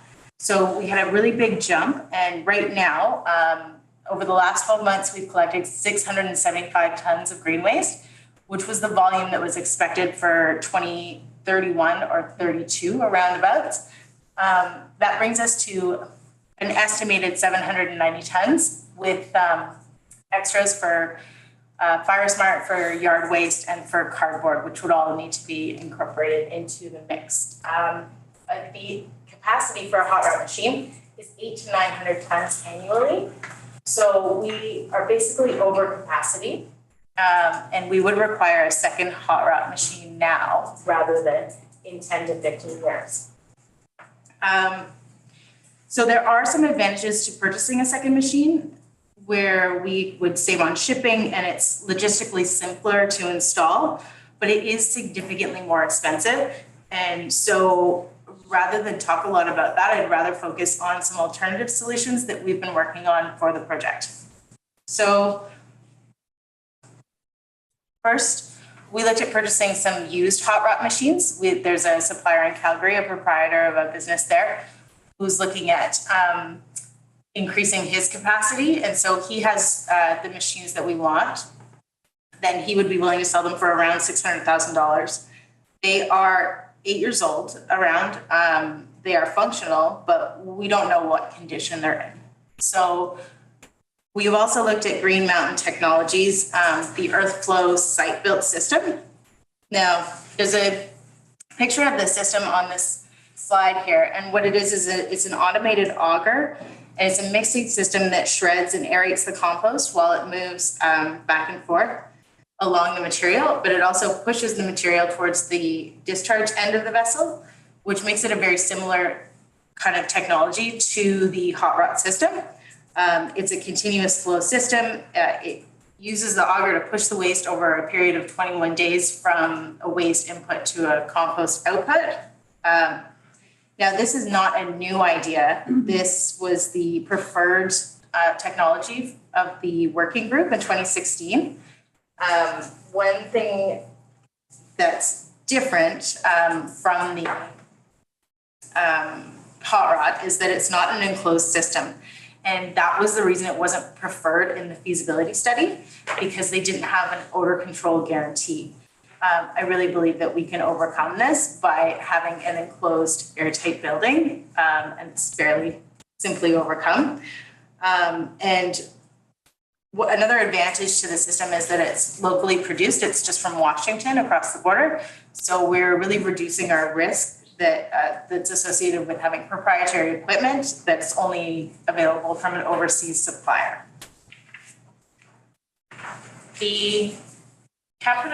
So the other really important advantage is the inexpensive price tag. I've got capital cost estimates for one hot rod machine for 2 hot rod machines. That's more of a current today price for the 2 machines, whereas the other one was not all updated. And then for the GMT Earthflow system. So I haven't put the used machinery in there, but it would be somewhere between the 2 hot rod prices that are up there, just so you know, if you wanted to go that way.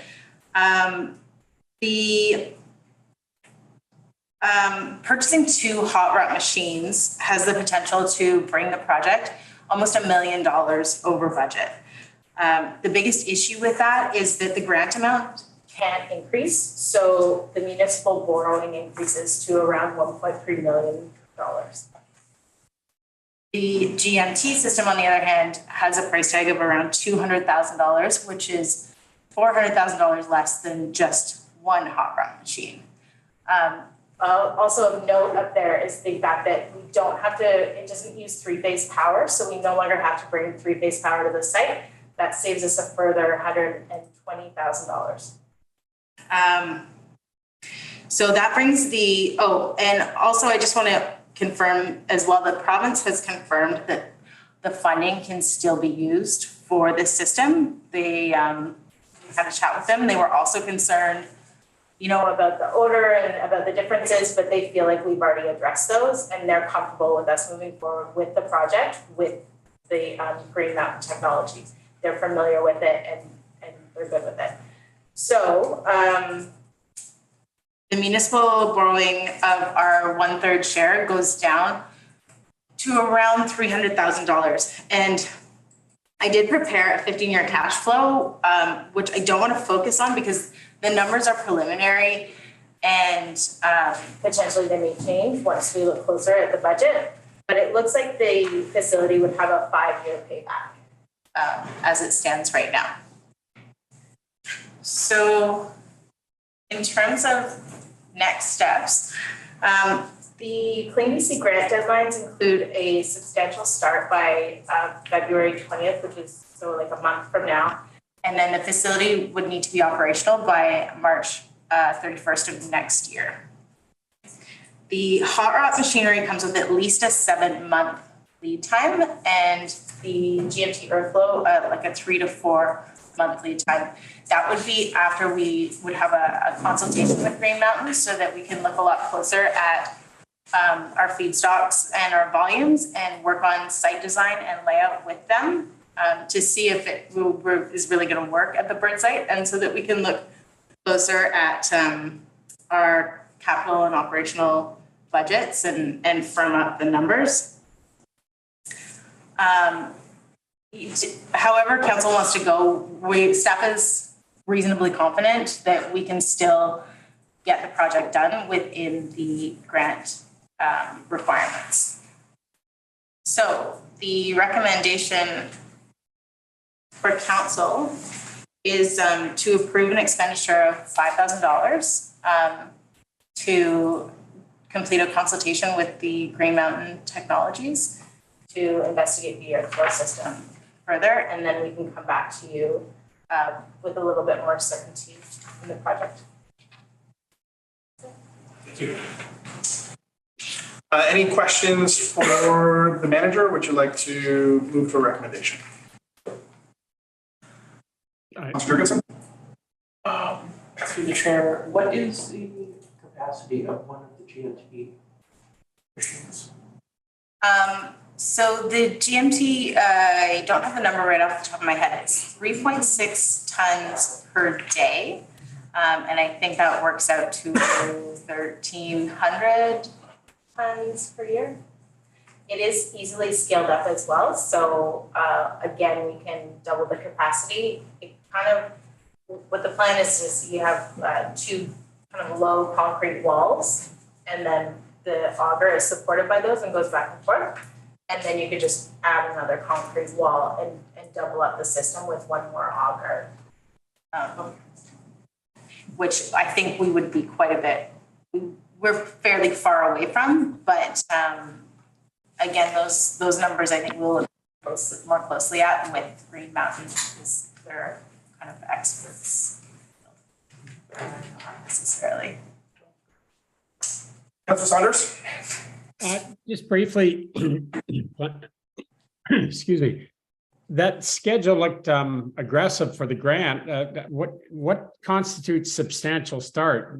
Entering negotiations with GMT, is that enough? Because that, unless I misunderstood it, is like a month away to have a substantial start. Yes. So in the contract, the a substantial start could be beginning the RFP process. This would look a little bit different, but I have confirmed with the province that they would be happy with this consultation process as a substantial start for this project. Great, thank you.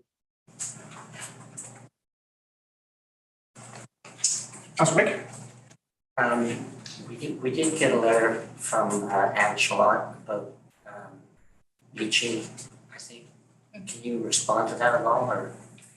Yeah, definitely. So within the capital budget, we have permitting and registration in there, and so what that includes is an environmental management plan. So that will be part of the planning for the facility. But in addition to that, all of the operations are happening inside a building, which is airtight. Water will be collected from anywhere that isn't airtight on the from the roof, and runoff. Any runoff water is going from the building is going to be collected, and it can be beneficially reused in the compost process. So nothing should actually be entering the ground or the water table.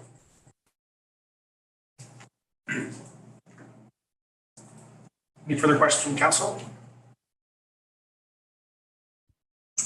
Seeing none, I will seek a motion for disposition of this matter. Councilor Getty? Can I move just the last paragraph? Do we need the whereases? Yep, you can move the last paragraph. Okay, I move that council approve an expenditure of $5,000 of the 2023 fiscal plan for a consultation with Green Mountain Technologies to further investigate the earth flow system suitability for the on-island compost facility and report back at a future meeting. Seconded. Oh, Councilor Wick. I'm trying to with my eyes there. Any discussion on the main motion? Councillor Fast?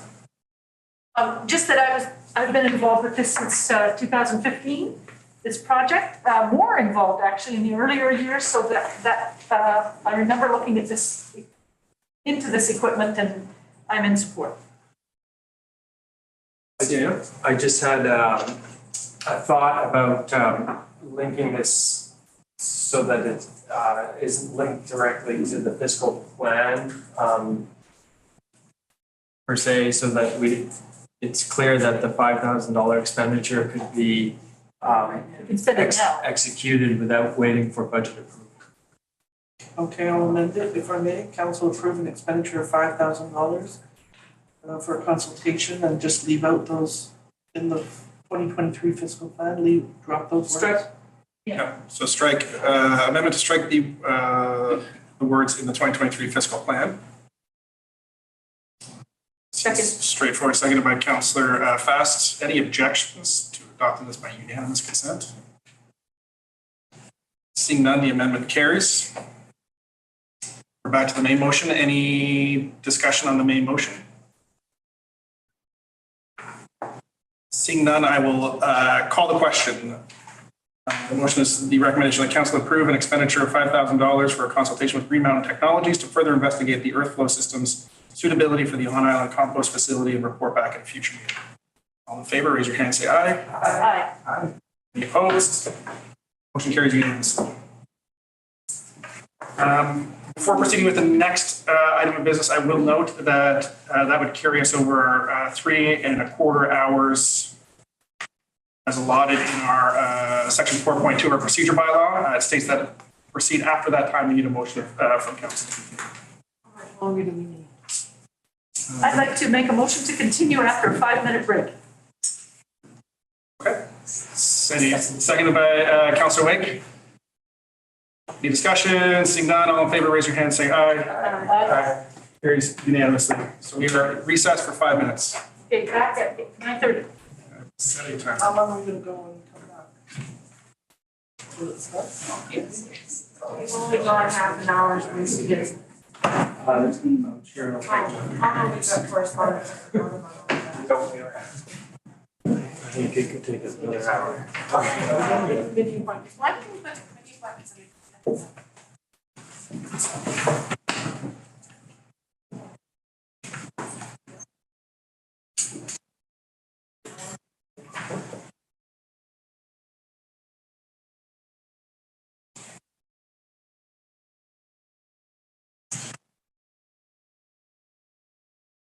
Your dad's stuck here because he's got to drive me home. Yeah, he's stuck here with me till the end. You can always do like my husband does and just say I'm going. Okay. He said you can always do just like my husband does and say I'm going. That's fascinating. Yes, what do you think? Reconsider it. Actually, Allison, you might have a night. Do we need a motion to specifically reject that development variance? Oh, I know. Is to issue require a motion of reconsideration. Oh, please. If you get a motion to issue it. Yeah. Like Council couldn't take it up again without a motion to reconsider. I tried watching the volume.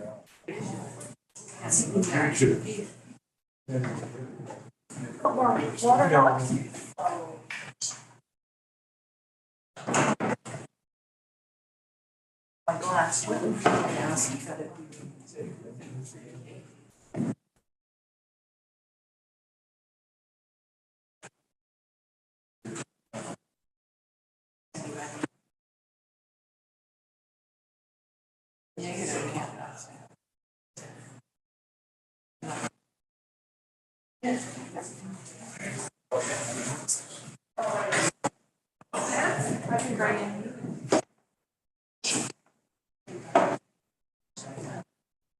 I should stand.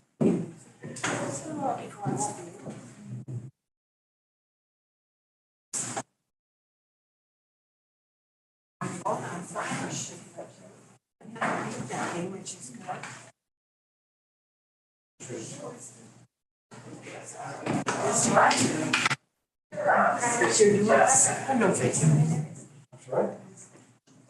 Not very good.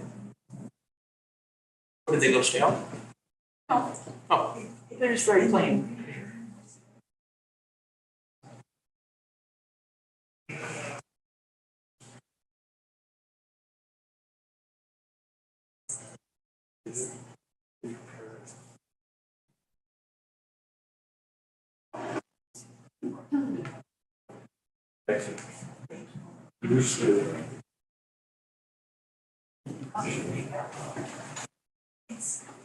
I know the battery is hard to get out. Oh, no.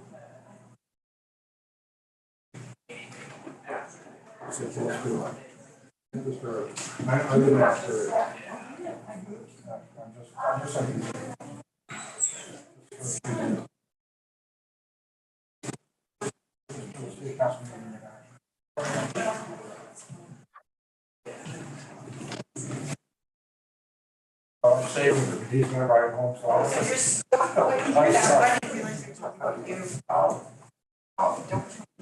probably got all the reasons. Don't tell me any stories.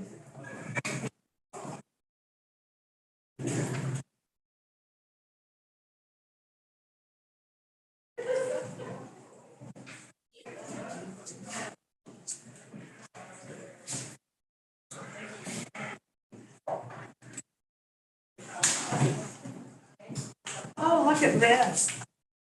For all of you people that are. Yes, that's good. No. Coconut. Oh, thank you. How is this?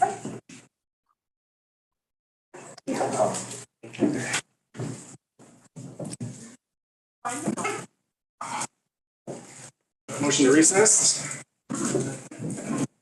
$50 water jugs on this side. Lifesaver. Nice. Thank you. Is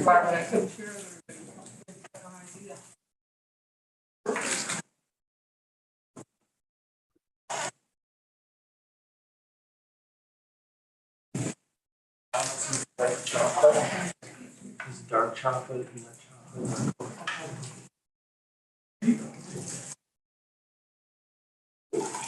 Did Alex get one? Yes. That backpack? Yeah. Now he's leaving. I got it. I got what I came for.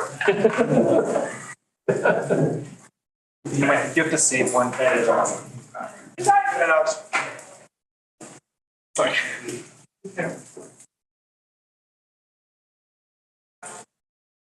I got it. I saw it, Liam. Thank you. You'll put it in your box. Yeah, thanks.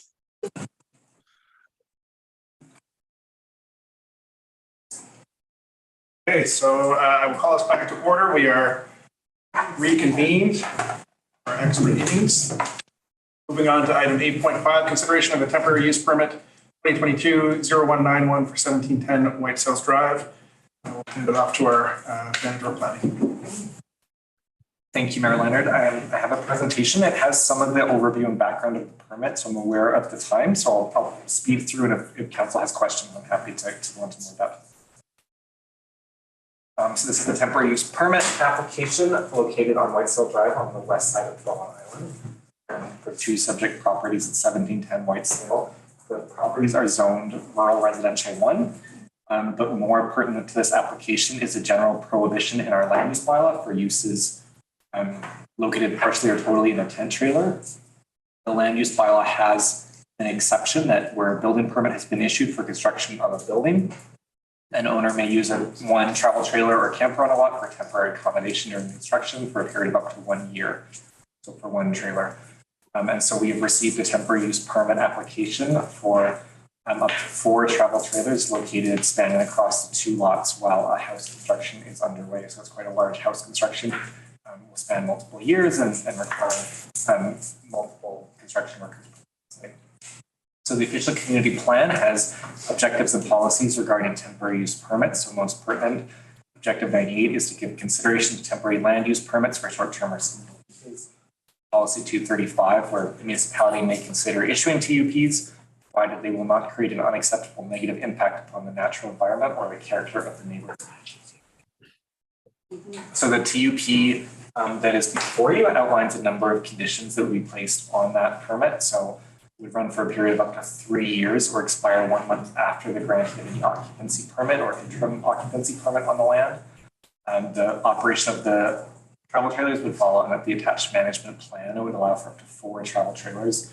And staff recommend that there be a $30,000 deposit placed on the permit, and that the owner enter into an undertaking associated with the permit for the removal of the permits and the remediation of the land around it. Just an overview where we are in the permit process. So the application was received in July. This was introduced to council at the December 12th council meeting, at which point council authorized to issue notice for the consideration of the January 23rd council meeting. Following that December 12th meeting, staff sent notice to properties within 500 meters. A sign was placed on the property and notice placed in the island page and the newsletters. So, and as of time of the writing, January 20th, and as of now, as well, 2 additional letters, both supporting the application, have been received. So this was the map that was shared at the December 12th council meeting, showing the 2 immediate neighbors in support, 1 additional neighbor in support, and 1 opposed. And then this is the map showing those expanded number of properties within 500 meters who received notice, and the 2 additional letters that we received, both from properties that did not receive the initial notice or are farther than 200 meters, but within the 500 meter radius. So a total of 5 letters of support and 1 in opposition.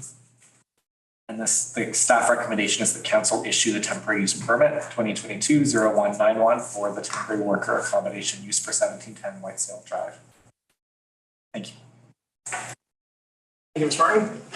Any questions for the manager of planning? Councillor Fast? Yeah, I have a question. I saw in some of the, somewhere, and including in the letters of support from some people, that they thought having the trailers there would mean less traffic driving up and down Whitesales Drive. Would this be the case, or would they just be driving back and forth to the cove, or do we have any, what do you think? I mean, that was part of sort of the applicant's package, was that essentially it would mean people being able to stay on site would mean less commuting from the site. But I wondered if they would just be driving to Snow Cove for dinner and things like that. Yeah, I can't fully speak to that. I mean, I know some of what the applicant is thinking is people would be coming, if they're contractors for a certain part of the construction process, that they would come stay for a night or 2 and then leave. So it wouldn't necessarily be the same workers there in the same 4 travel trailers for the entire construction period, but that, you know, maybe some of the workers would be staying there for longer and some would be more transient. They'd come for, you know, that piece of the work, in which case maybe they would be staying on site, you know, they're exploring the island. I guess my question is, are there kitchens in these trailers, and do they expect to cook in them? I mean, yes, to the extent that like an RV has a eating area. Okay, thank you. Thank you, Councillor Fast. Councillor Jurgensen, did you have your hand up? Yes, through the chair, Mr. Martin, we have a provision in the land use bylaw that allows it, I believe it was the land use bylaw that allows it to be there for a year during the construction of a house. And these are 2 subject properties, meaning they could each have 1 trailer for a year, as I understand it, while the house is being constructed.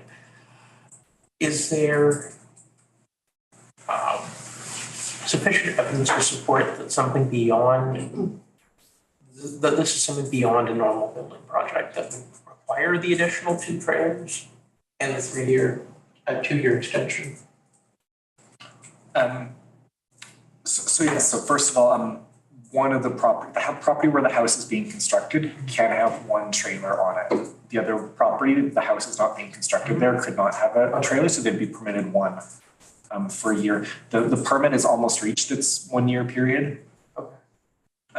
So yes, the house is, I mean, significantly larger than a sort of typical Bowen house. And so yes, it does require additional workers. Thank you. Any further questions? Councillor Getty? Is any of this going to be contingent on them actually continuing with the work? So that there's not a great gap in time with people living in trailers? If construction were to halt on the building permit, our building bylaw, if you cease activity on a building for, I believe it's a 12-month period, you run the risk of then your permit itself would expire. And then there'd be associated stop work order and need for a new permit.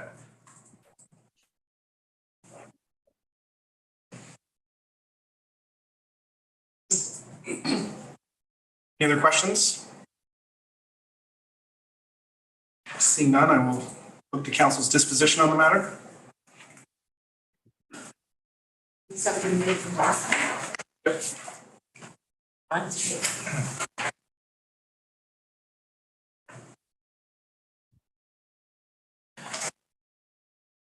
The council issued temporary use permit TUP 2022-0191 for temporary worker accommodation 1710 White Sails Drive, legally described as Lot 1, District Block 1548, Group 1, New Westminster District Plan, BCT 43265, PID 028132041, and Lot 156, Block B, District Block 492, Plan 19050, PID 006-475. Moved and seconded by Councillor Wake. Any discussion on the main motion? Councillor Fast? Yeah, I'm still inclined not to support this because I don't see any benefit to the community. I don't see less traffic, maybe a little less on the ferry. And we have our OCP policy 189, no trailer parks shall be permitted. And like the Seymour Bay proposal from the previous term, I would like to see local workers prioritized, and this seems to be facilitating off islanders. But I don't know, I could be convinced, so I'm not sure. Thank you. Councillor Getty? I think because we have a policy allowing a trailer to be used, as it is by the owner for a period of 1 year while they're building. And this is, I see this as an exception to that allowance in terms of allowing people to build a home on their land and have the use of a trailer during that. And this is the first time I've been in favor of a TUP. Any other further discussion or debate from council? Seeing none, I will call the question that council issued a temporary use permit TUP 2022-0191 for temporary worker accommodation at 1710 White Sails Drive. All in favor, raise your hand, say aye. Aye. None opposed, motion carries unanimously. Moving on to item 8.6, the introduction of a crown land referral. Crown land would be way more fun. 01-2022 at 1774 Billington Road. And again, Manager Planning and Development. Thank you, Mayor Leonard. So yes, I'm here with a crown land referral for 1774 Billington Road. And so knowing that this is the first such referral that council has considered, the report and in my presentation, I just touched a little bit on sort of the overarching regime and sort of how this works. So this figure is showing ownership and jurisdiction on BC's coastal shores, adapted from Green Shores. But just essentially showing that if you are, where there is a waterfront property on Bowen, the owner owns the land up to as far as the natural boundary. And beyond the natural boundary, the land itself is owned by the province. For the inland sea, and at some point it changes to federal ownership, and we don't really get into that. But in essence, it's that the ownership ends at the natural boundary. So the private landowner can own the land, but doesn't own the foreshore, the intertidal zone, and anything out from that. And sometimes this comes up, people have misconceptions, but the Bowen Island municipality jurisdiction extends, or our letters patent give us jurisdiction up to 300 meters from the natural boundary offshore. So the ownership resides with the province, but our zoning and other bylaws apply for that foreshore area. So someone wishing to develop the foreshore applies to the province for what is called a tenure. The province reviews the application, refers the application to a number of places, including the Bowen Island Municipality, Transportation Canada, First Nations, and checks against their relevant policies. Typically then our review includes review of the applicable zoning for what's proposed. And it comes to council to provide comments to the ministry based on the zoning and any other factors that council wants to comment on.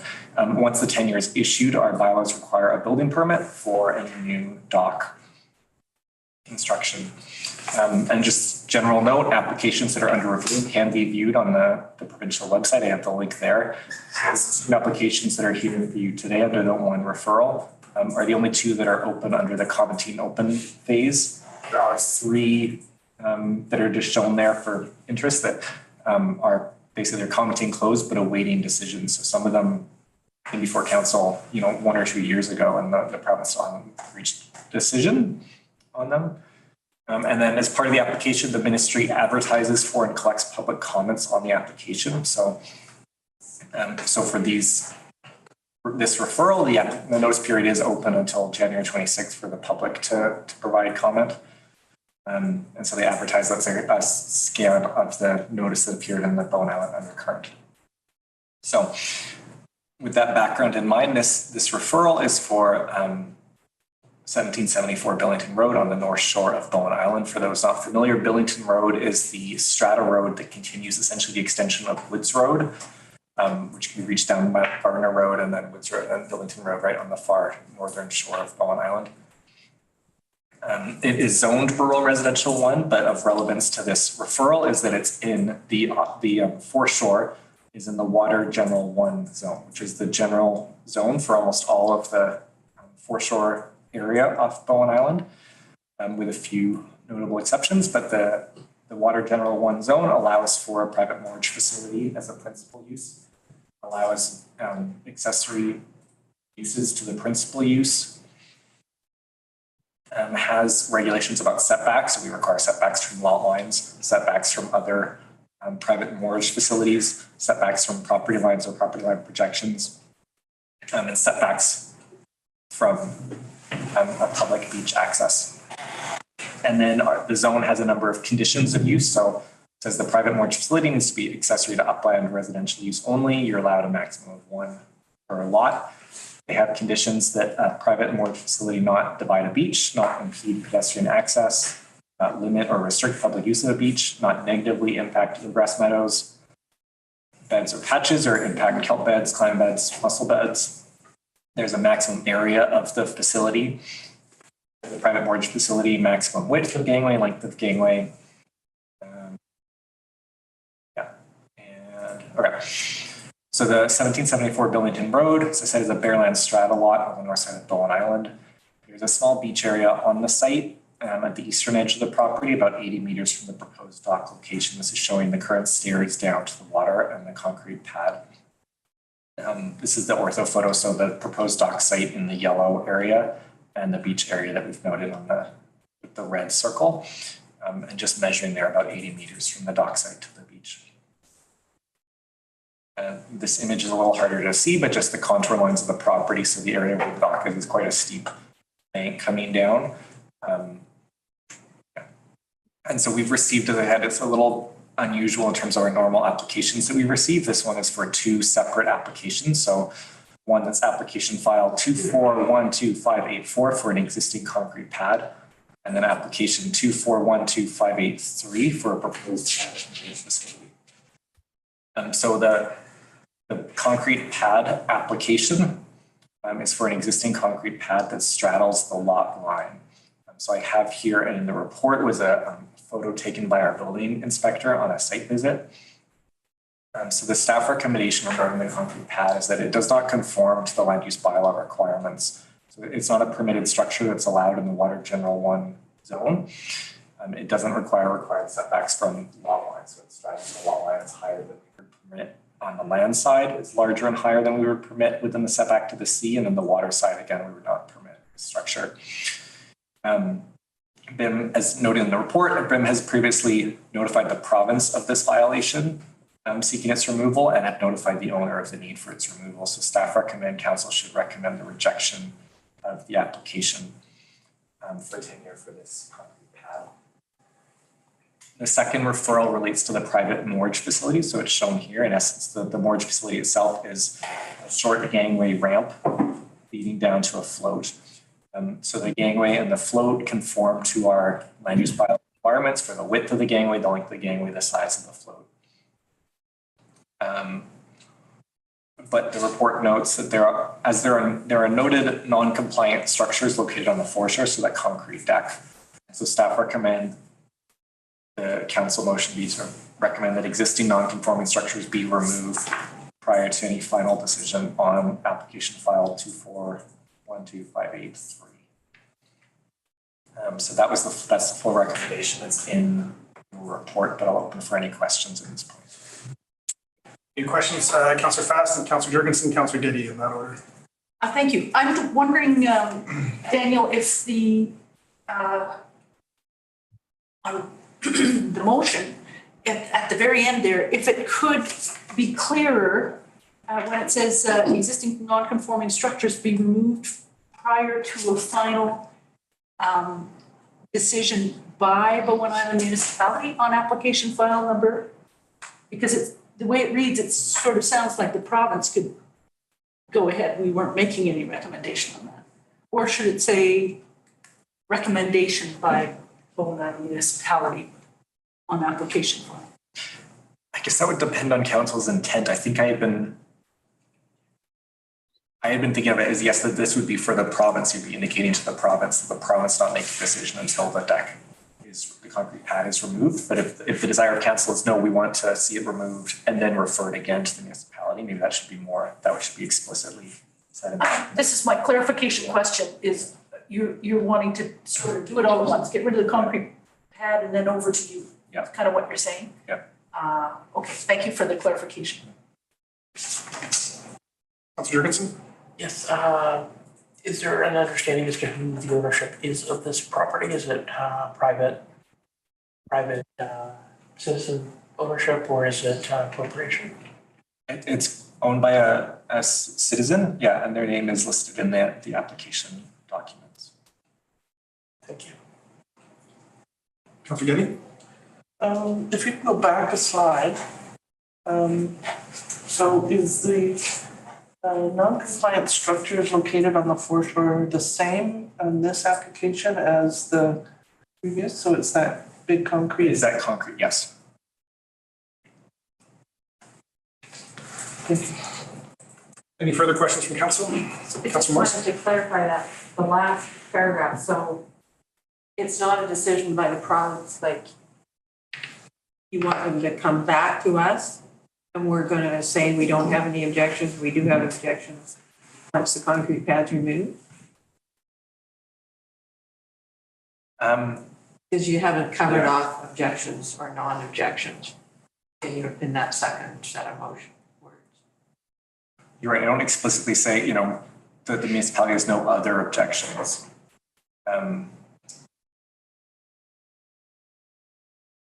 So who's the final decision being made by?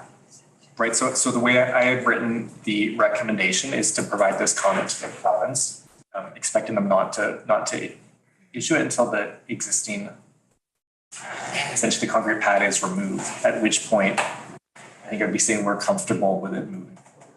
So you want them, so we need to put in here something about we won't provide comments on the dock until we know that the pad's removed? Is that what you're intending? I think if that's what council would like, I think maybe then it would be maybe adding that to the motion. Something like, and that this application be referred again to the municipality following that removal or something like that. They've applied for both in one at the Yes. same time.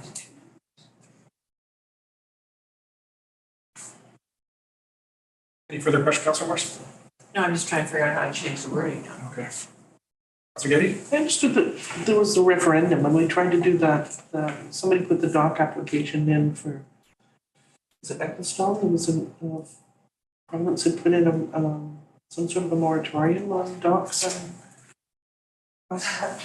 There's a moratorium on the Southern Gulf Islands. I see you, Councillor Saunders.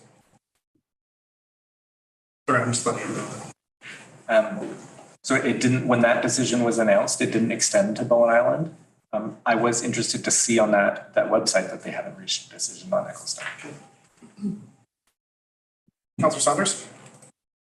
Thank you. I'm wondering if we could consider in that last paragraph wording along the lines of indicate to et cetera, the Bowen Island municipality will not consider the application 241-2583 until such time as that the non-conforming structure is removed.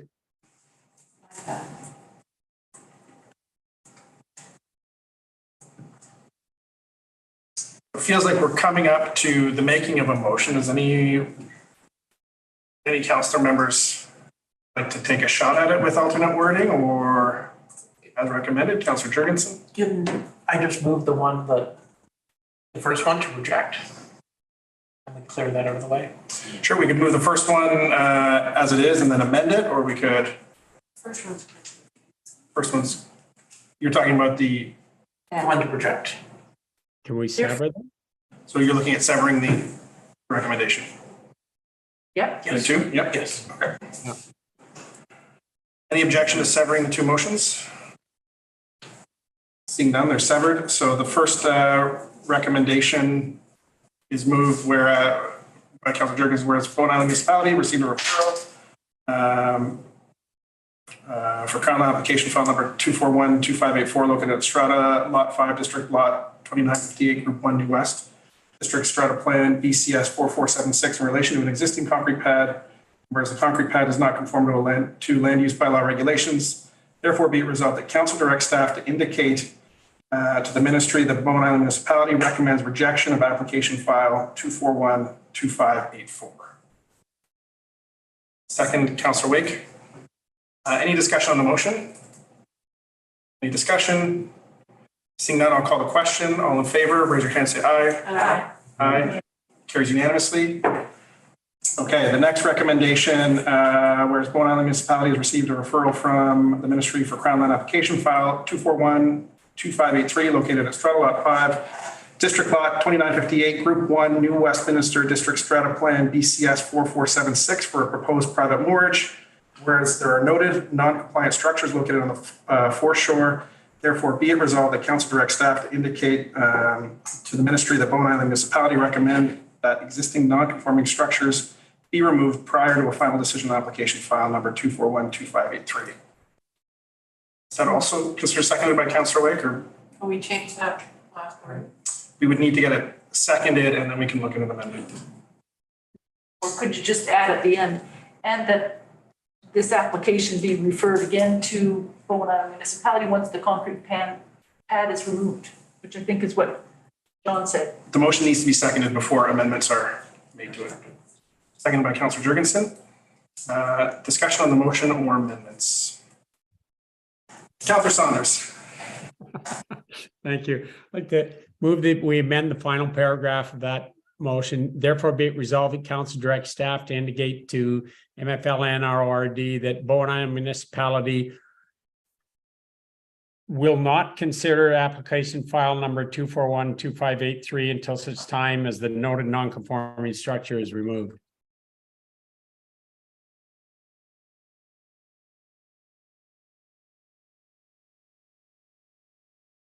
Second. Seconded by Councillor Fast. And can I have the corporate officer read back the resolution portion of the motion as amended? Therefore, be it resolved that council directs staff to indicate to MFLNRORT that Bowen Island Municipality will not consider application file number 241-2583 until such time as the noted non-conforming structure is removed. It's been moved and seconded. Seconded. Any discussion on the motion, Councillor Jurgensen? Just because we don't consider it, is that not very much like abstaining from it from their perspective? They should just go ahead with it rather than asking us to have it re-referred. I will refer that to staff, either the manager or the chief administrative officer. whatever that last line is, could it say application? Hang on, I'd like an answer from staff first, just as to whether it's considered an abstention on our part. I wouldn't think so, in that we've provided comment and we've indicated when we would be considering comment for approval. In the past, sort of historically, in these applications, the province has not wanted to proceed without clear support from the municipality. I mean, I'll say, there's always the chance that the ministry changes direction and proceeds irrespective of the local government's response. But any past one, they've always been willing to grant extensions and to spend more time waiting for the council approval to proceed. Thank you. Councillor Fest? My only question is, I'm a bit foggy because of the timing. Is it clear that the referral again to Bowen Island Municipality, that it is it clear that it comes back to us for a decision, not them? I think it is, because what we've said is we will not consider it until this. So I think it has to come back to us at that point, doesn't it? As long as the words Bowen Island Municipality are in it. I'm sorry, I missed that part. You wrote it, okay. Any further discussion on the motion? Councillor Getty? I'm a little bit worried that we have to be careful of the jurisdiction. I think we have to ask higher level of government to refuse to deal with this until the structure is removed, and we can then deal with it according to our bylaws, something like that. So we need another clause. Is there another clause that sounds something like, and Will not be referred to. And request that the province not deal with it until the structure is removed. or request the province refer back to us once the structure is removed?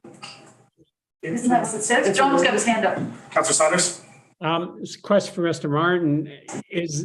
If we were to do that, are we not asking the province to enforce our bylaw about that concrete pad not being applicable or not conforming, or is it not conforming per provincial regulations? Because I don't think the province is going to really care about well, I don't know what the province is going to think, but we're asking them to enforce our bylaw in that sense. It currently doesn't comply in that there's no tenure for it. My reading of the province's general tenure guidelines is that they don't, it's not generally permitted to have structures like this in the foreshore. And that hence we sent them the violation notice. They haven't taken action on it. I sent it to them. But we're specifically saying in the motion we've already passed that the concrete pad doesn't conform to Bowen Island land use bylaws or bylaw regulations. So if we were to refer this back to the province and say, hey, we think they should get rid of this pad before anybody considers anything, we're really asking them to enforce our bylaw, and that might not be something that they're interested in doing. It's our issue. That's my only concern with it. I think we're all in agreement of what needs to happen at the end. It's just the best way to get there. Response from staff on that? If any? I guess I would just say, this is our chance to comment on how it conforms to our bylaws or not. And so we're sending comment that this doesn't conform. That is why it's referred to the municipalities for comment on our bylaws. Yeah, that's why I think we're okay where we are. Or as a point of information, would it be better to reject it and have them file again when it's been removed?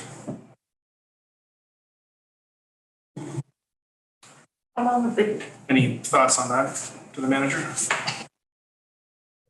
I don't have thoughts other than I think my recommendation was just that generally, the zoning would permit a dock. The dock they're proposing meets our regulations. So we're saying, okay, well, the dock piece of it seems to meet, except there's other issues in the foreshore we want addressed. So. What I'm hearing around the table though is just, you want to ensure that it gets removed and that there's not two parallel processes happening where it's suddenly we have a dock and a concrete structure and now.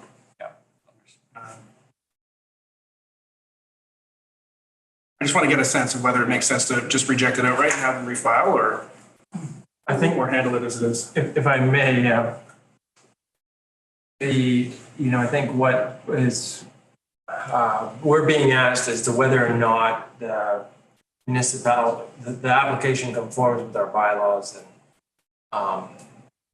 and in essence, the application actually does conform for the dock, but we're saying the pad does not, and therefore we're withholding our judgment on the dock until this non-conformance is. And I know we all understand that, but it's hard for us to, as staff, to recommend that you reject it on the basis that it doesn't conform because it actually does.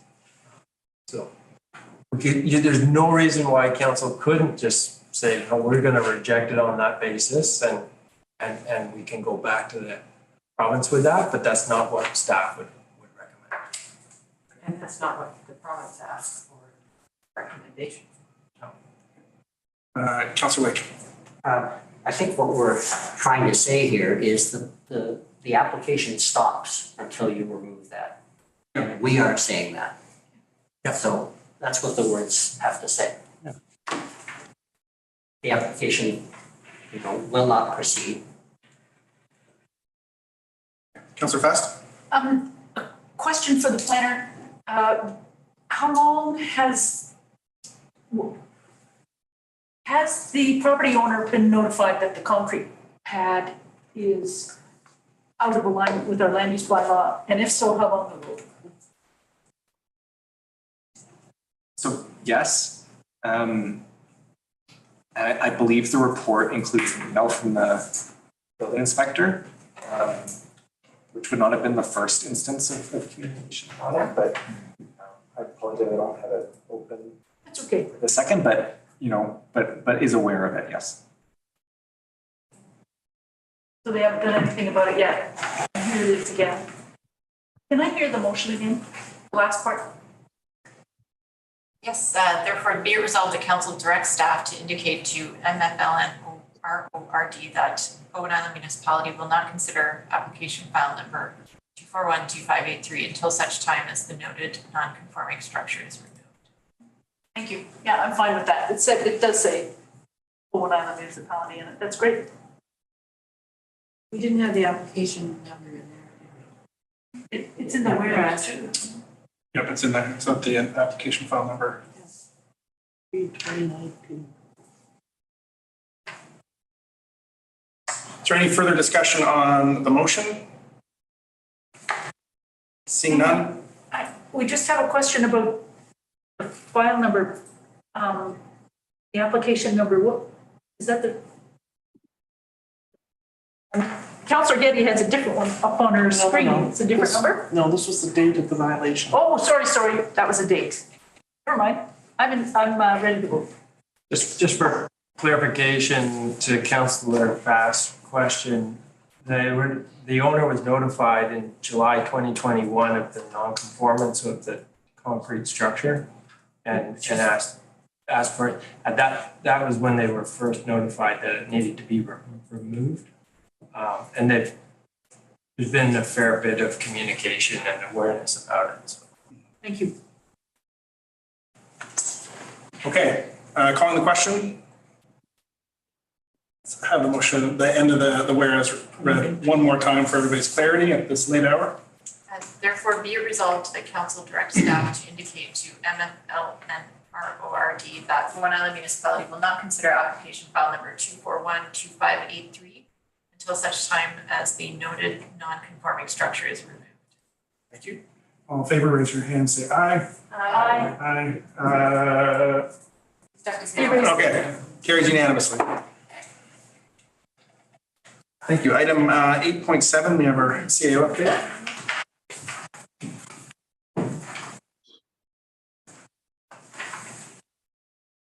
So A few things I wanted to update council on, and no doubt you're aware of some damage that was sustained at our soccer field over the weekend to some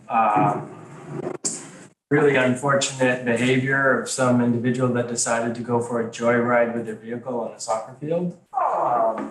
And we have been working with the school to determine like the best course of action. It turns out that the damage is fairly limited, and it looks like the restoration won't be too difficult. However, the behavior is incredibly poor, and it came to our understanding that a similar incident occurred a few weeks ago at the golf course as well. And so we were going to do further investigation on the sprinkler system to see how extensive the damage was. And it's looking like it hasn't damaged the sprinkler system, but it's really up to the school as to whether they take additional action on it. But I just wanted to bring it to your attention if you weren't already aware, and just staff are doing what's necessary, but I just want to reiterate, just shameful behavior that occurred there. On a different note, we've been working with a consultant that is hired by Vancouver Coast Mountain Destination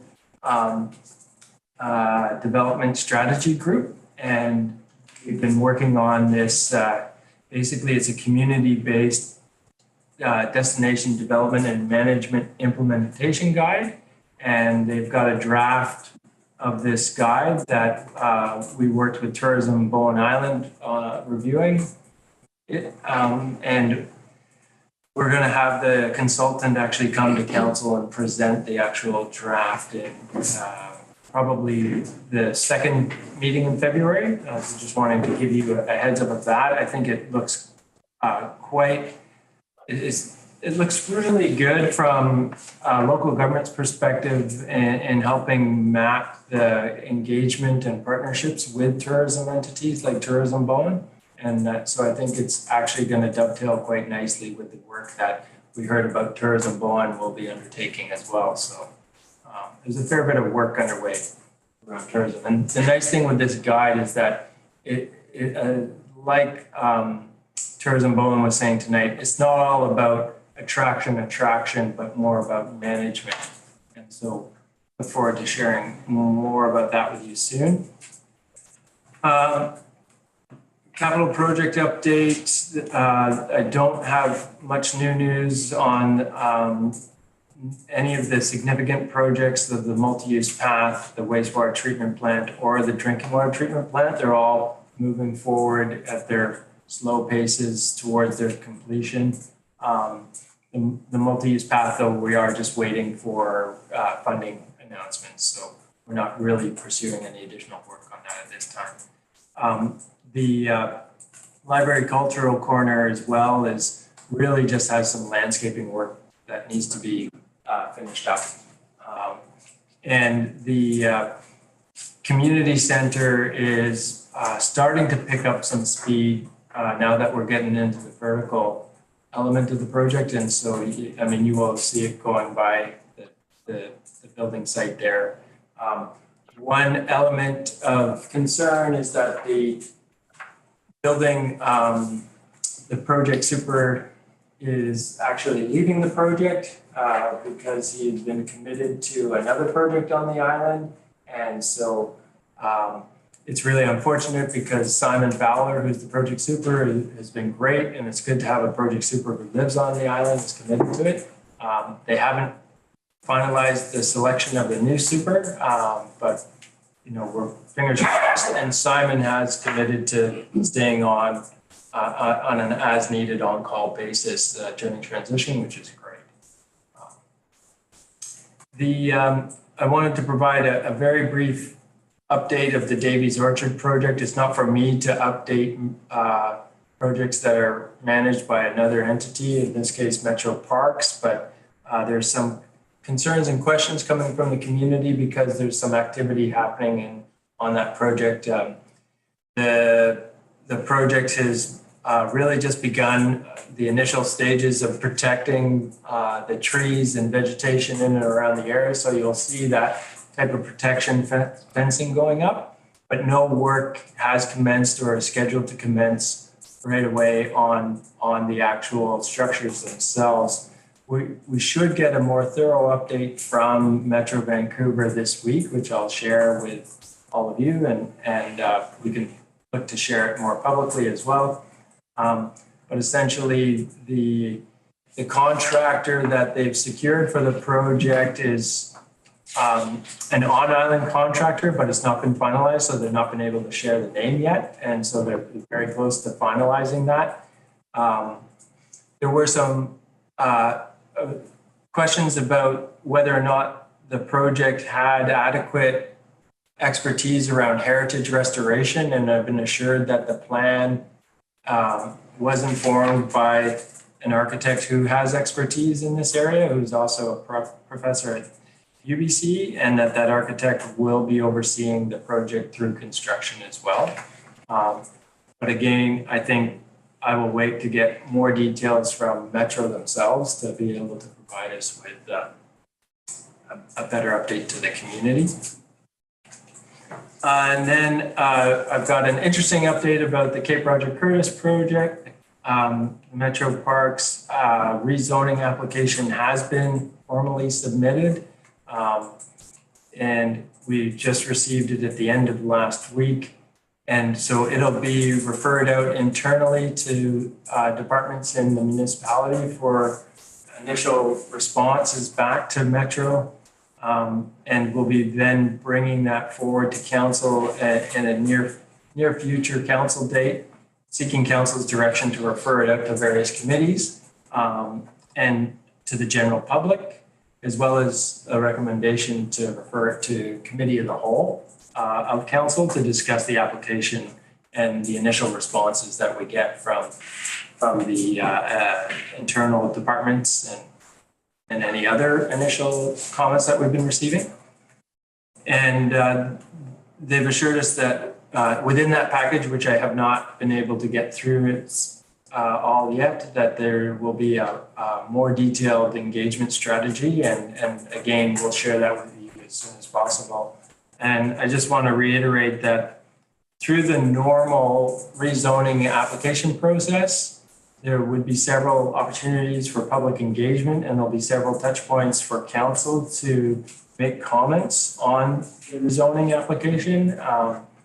And because this one is so significant and so impactful to the community, there's opportunities to increase the amount of engagement and touch points that council would normally have. So in a normal course of action, there would be several touch points, and there's opportunities for even more. So we look forward to being able to share more with you about mapping out the actual process and getting out into the community to get that proper engagement going.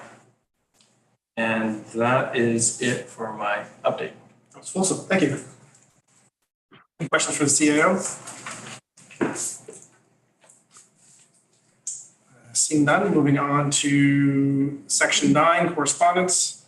9.1, response to the Trans Mountain Draft Fate and Behavior Bitumen Research Report. The recommendation is that council approve.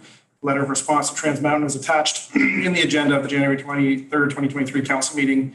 That council directs staff to send the response by January 31st, 2023. Councilor Fast. I'd like to make the motion, except there's a little typo in the letter. It just says oil, comma, oil. I think it should say oil and oil sands. Sorry, I have to pull it up now. But anyway, Yeah, I see that. you can see it. Okay, that's great. Then I would like to move that council approve the letter of response to Trans Mountain as attached in the agenda of the January 23rd, 2023 council meeting, and that council direct staff to send the response by January 31st, 2023. Thank you. Second by Councilor Jurgensen. Is that second? Yes. Thank you. Any discussion? Seeing none, all in favor, raise your hand, say aye. Aye. Aye. All opposed, raise your hand, say nay. Nay from Councilor Morse. Motion carries. Item 9.2, Dennis Vedder, re-referendum recall dated January 18th, 2023. Recommendation is that council receive the letter from Dennis Vetter dated January 18th, 2023 for information, and that council direct staff to respond to Mr. Vetter.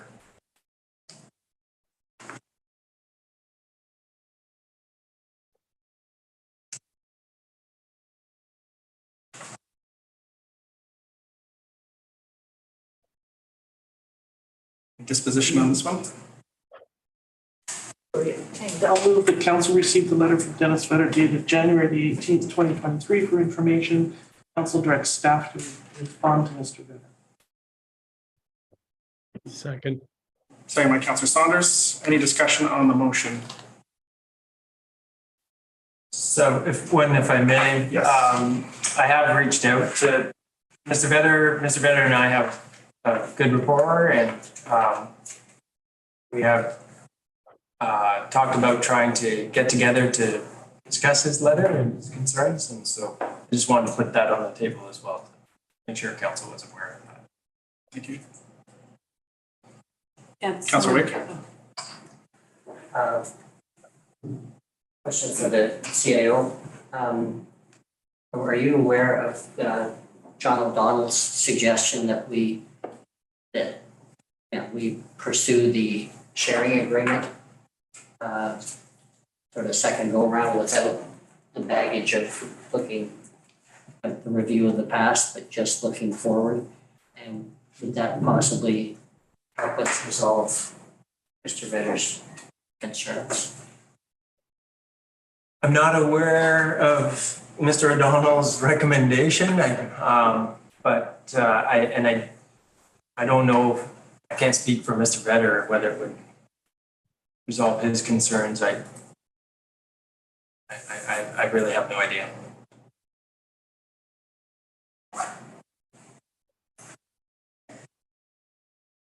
Any further discussion or questions? Councillor Morse? Some of the Mr. Vetter's letter does refer to some incorrect postings on the website and bylaw, but that has all been corrected, correct? As far as I'm aware, it's all been correct and updated, yeah.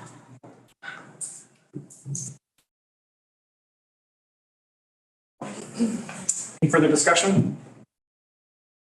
Seeing none, I'll call the question. All in favor? Say aye. Aye. Aye. All opposed? Seeing none, motion carries unanimously. Item 9.3, Owen Plowman, read the urgent need to halt Mount Gardner Trail use by off-road vehicles dated January 16th, 2023. Recommendation is that council receive the letter from Owen Plowman dated January 16th, 2023. That council directs staff to report back at the February 13th, 2023 regular council meeting with a recommendation. Councillor Getty? I would like to move that council receive the letter from Owen Plowman dated January the 16th, 2023, and council directs staff to report back at the February 13th, 2023 regular council meeting with a recommendation. Thank you. Second, Councillor Jurgensen. Any discussion on the motion? Seeing none, I'll call the question. Oh, Councillor Getty. I won't be here for the February 23rd or February 13th regular meeting, so I urge you to adopt this as strong as possible term. Thank you. Calling the question. Objection. All in favor, raise your hand, say aye. Aye. Aye. Any opposed, raise your hand, say nay. Carries unanimously. Moving on to 11.1, council appointments to committees. I noticed the recommendations here are substantially similar to our, not identical to our council of the whole meeting. For the sake of expediency, I don't know if it makes sense to read a page and a half of committee appointments.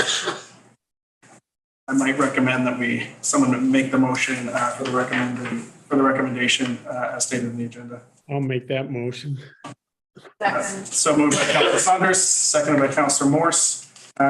Any discussion on the recommendation, Councillor Jurgensen? Only comment that I am satisfied with the law. Without being read out loud. Thank you. Councillor Jurgensen has said, I will move the motion, and a few things very quietly, and I think people just aren't hearing you, Alex. So. That is correct. I have not heard you move things. I do see when your hand is up, so I try and recognize that as much as possible. Thank you. Okay, so it's been moved and seconded. Any discussion on the motion to adopt the recommendations 2 and 5 from the committee's report and for recommendations of council members to committees. Seeing no discussion, I will call the question. All in favor, raise your hand, say aye. Aye. Aye. Any opposed, raise your hand, say nay. Carries unanimously. Thanks for staying, Scott. You can go home now. She's a night owl.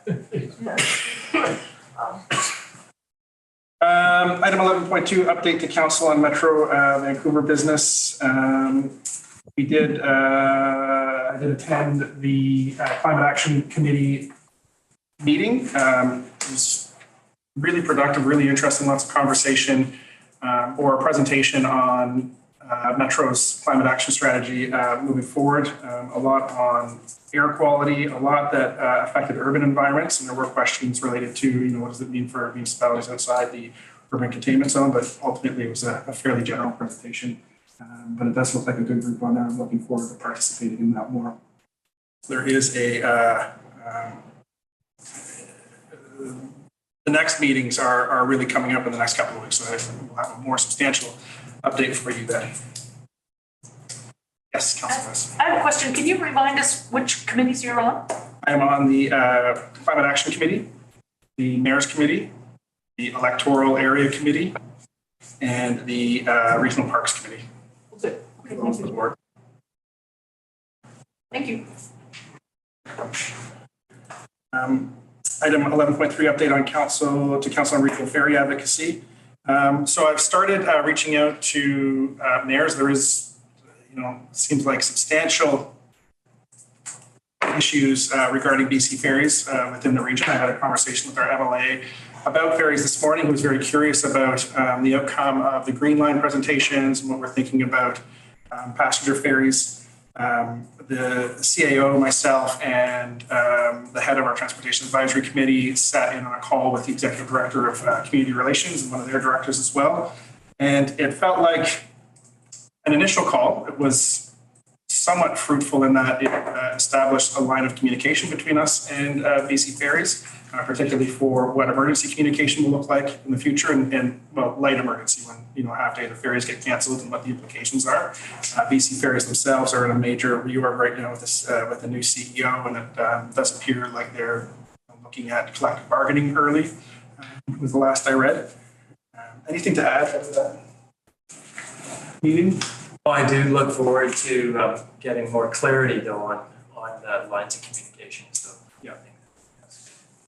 Particularly between, there are many departments in BC Ferries, so, communication between the municipality and, everything from the tower to the community relations team, what it means for notifications to go out and who gets told when, so we're not scrambling on islands when residents have questions for us, and we have students on the other side, visitors on this side, particularly for the summer.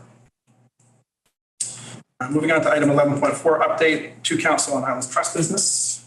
Any updates from the trust? The Islands Trust went through a process, I guess it started a couple of years ago, and they came up with a governance report. And with this new trust committee, they developed and decided to have a governance committee, although there's minutes from a previous one in terms of setting this one up, I believe. And there was our first meeting last week, and I had put my name forward to be a member and was accepted, and then I put my name forward and I was elected as chair. So, I had our first meeting and it went fairly well, and everybody's got some homework, and we've got another meeting coming up, and hopefully we'll sort through that governance report and come up with some priorities and figure out whether or not how much staff time we're going to take and what our budget might be. So, thank you. We got it in. Trustee Fast? I haven't had any more meetings, except orientation is still going on, just so people know. We're still finding out about how everything works, and there are usually webinars starting at 6:30 p.m. And I just wanted to mention, as the council appointee to, never mind about that. Because you will see it in the newspaper, Parks, Trails and Greenways Advisory Committee, we're looking at a beach volleyball site, and they were thinking, what other sites could we look at, and anyway, I brought up the idea, I'm the liaison with them, and I brought up the idea of the Davies Orchard, because I knew that there was a play and activity sort of aspect to it, and I thought that it might be getting rejigged because they now have a big nature park proposed at Cape Roger Curtis. And in the Davies Orchard plan, there's a space for like a nature education amphitheater, which I usually occur in campgrounds. Anyway, so I wondered if some of those things might be moving around. That's why you'll see that in the paper if people ask you about it. Just get them to call me, but I just wanted to flag it because I know a lot of people are watching. Anything to do with these topics. That's it. Thank you. Okay, any questions for the trustees? Seeing none, moving to item 13. This question period. So question period is an opportunity for members of the public to request clarification or ask a follow-up question relating to an item discussed at the meeting.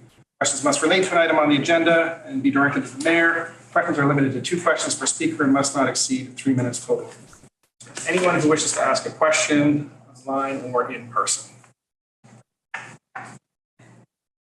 Seeing none, I will look for a motion to adjourn. I move that we adjourn this meeting. Motion to adjourn. Second by Councilor Saunders. You want to know where Sun Cove is, though? You're the chair of it according to the minutes or the agenda. But I'm not allowed to say things. No, that is correct. So it's been moved and seconded to adjourn. Any discussion on the motion? Seeing none, I'll call the question. All in favor, raise your hand and say aye. Aye. We are adjourned. Council? So non-council question here, or non-official question. Can somebody fill me in on the process with, now that we have committees? Does the chair organize the committee, or are we supposed to be organizing meetings, or what's going to happen here? I can speak to that.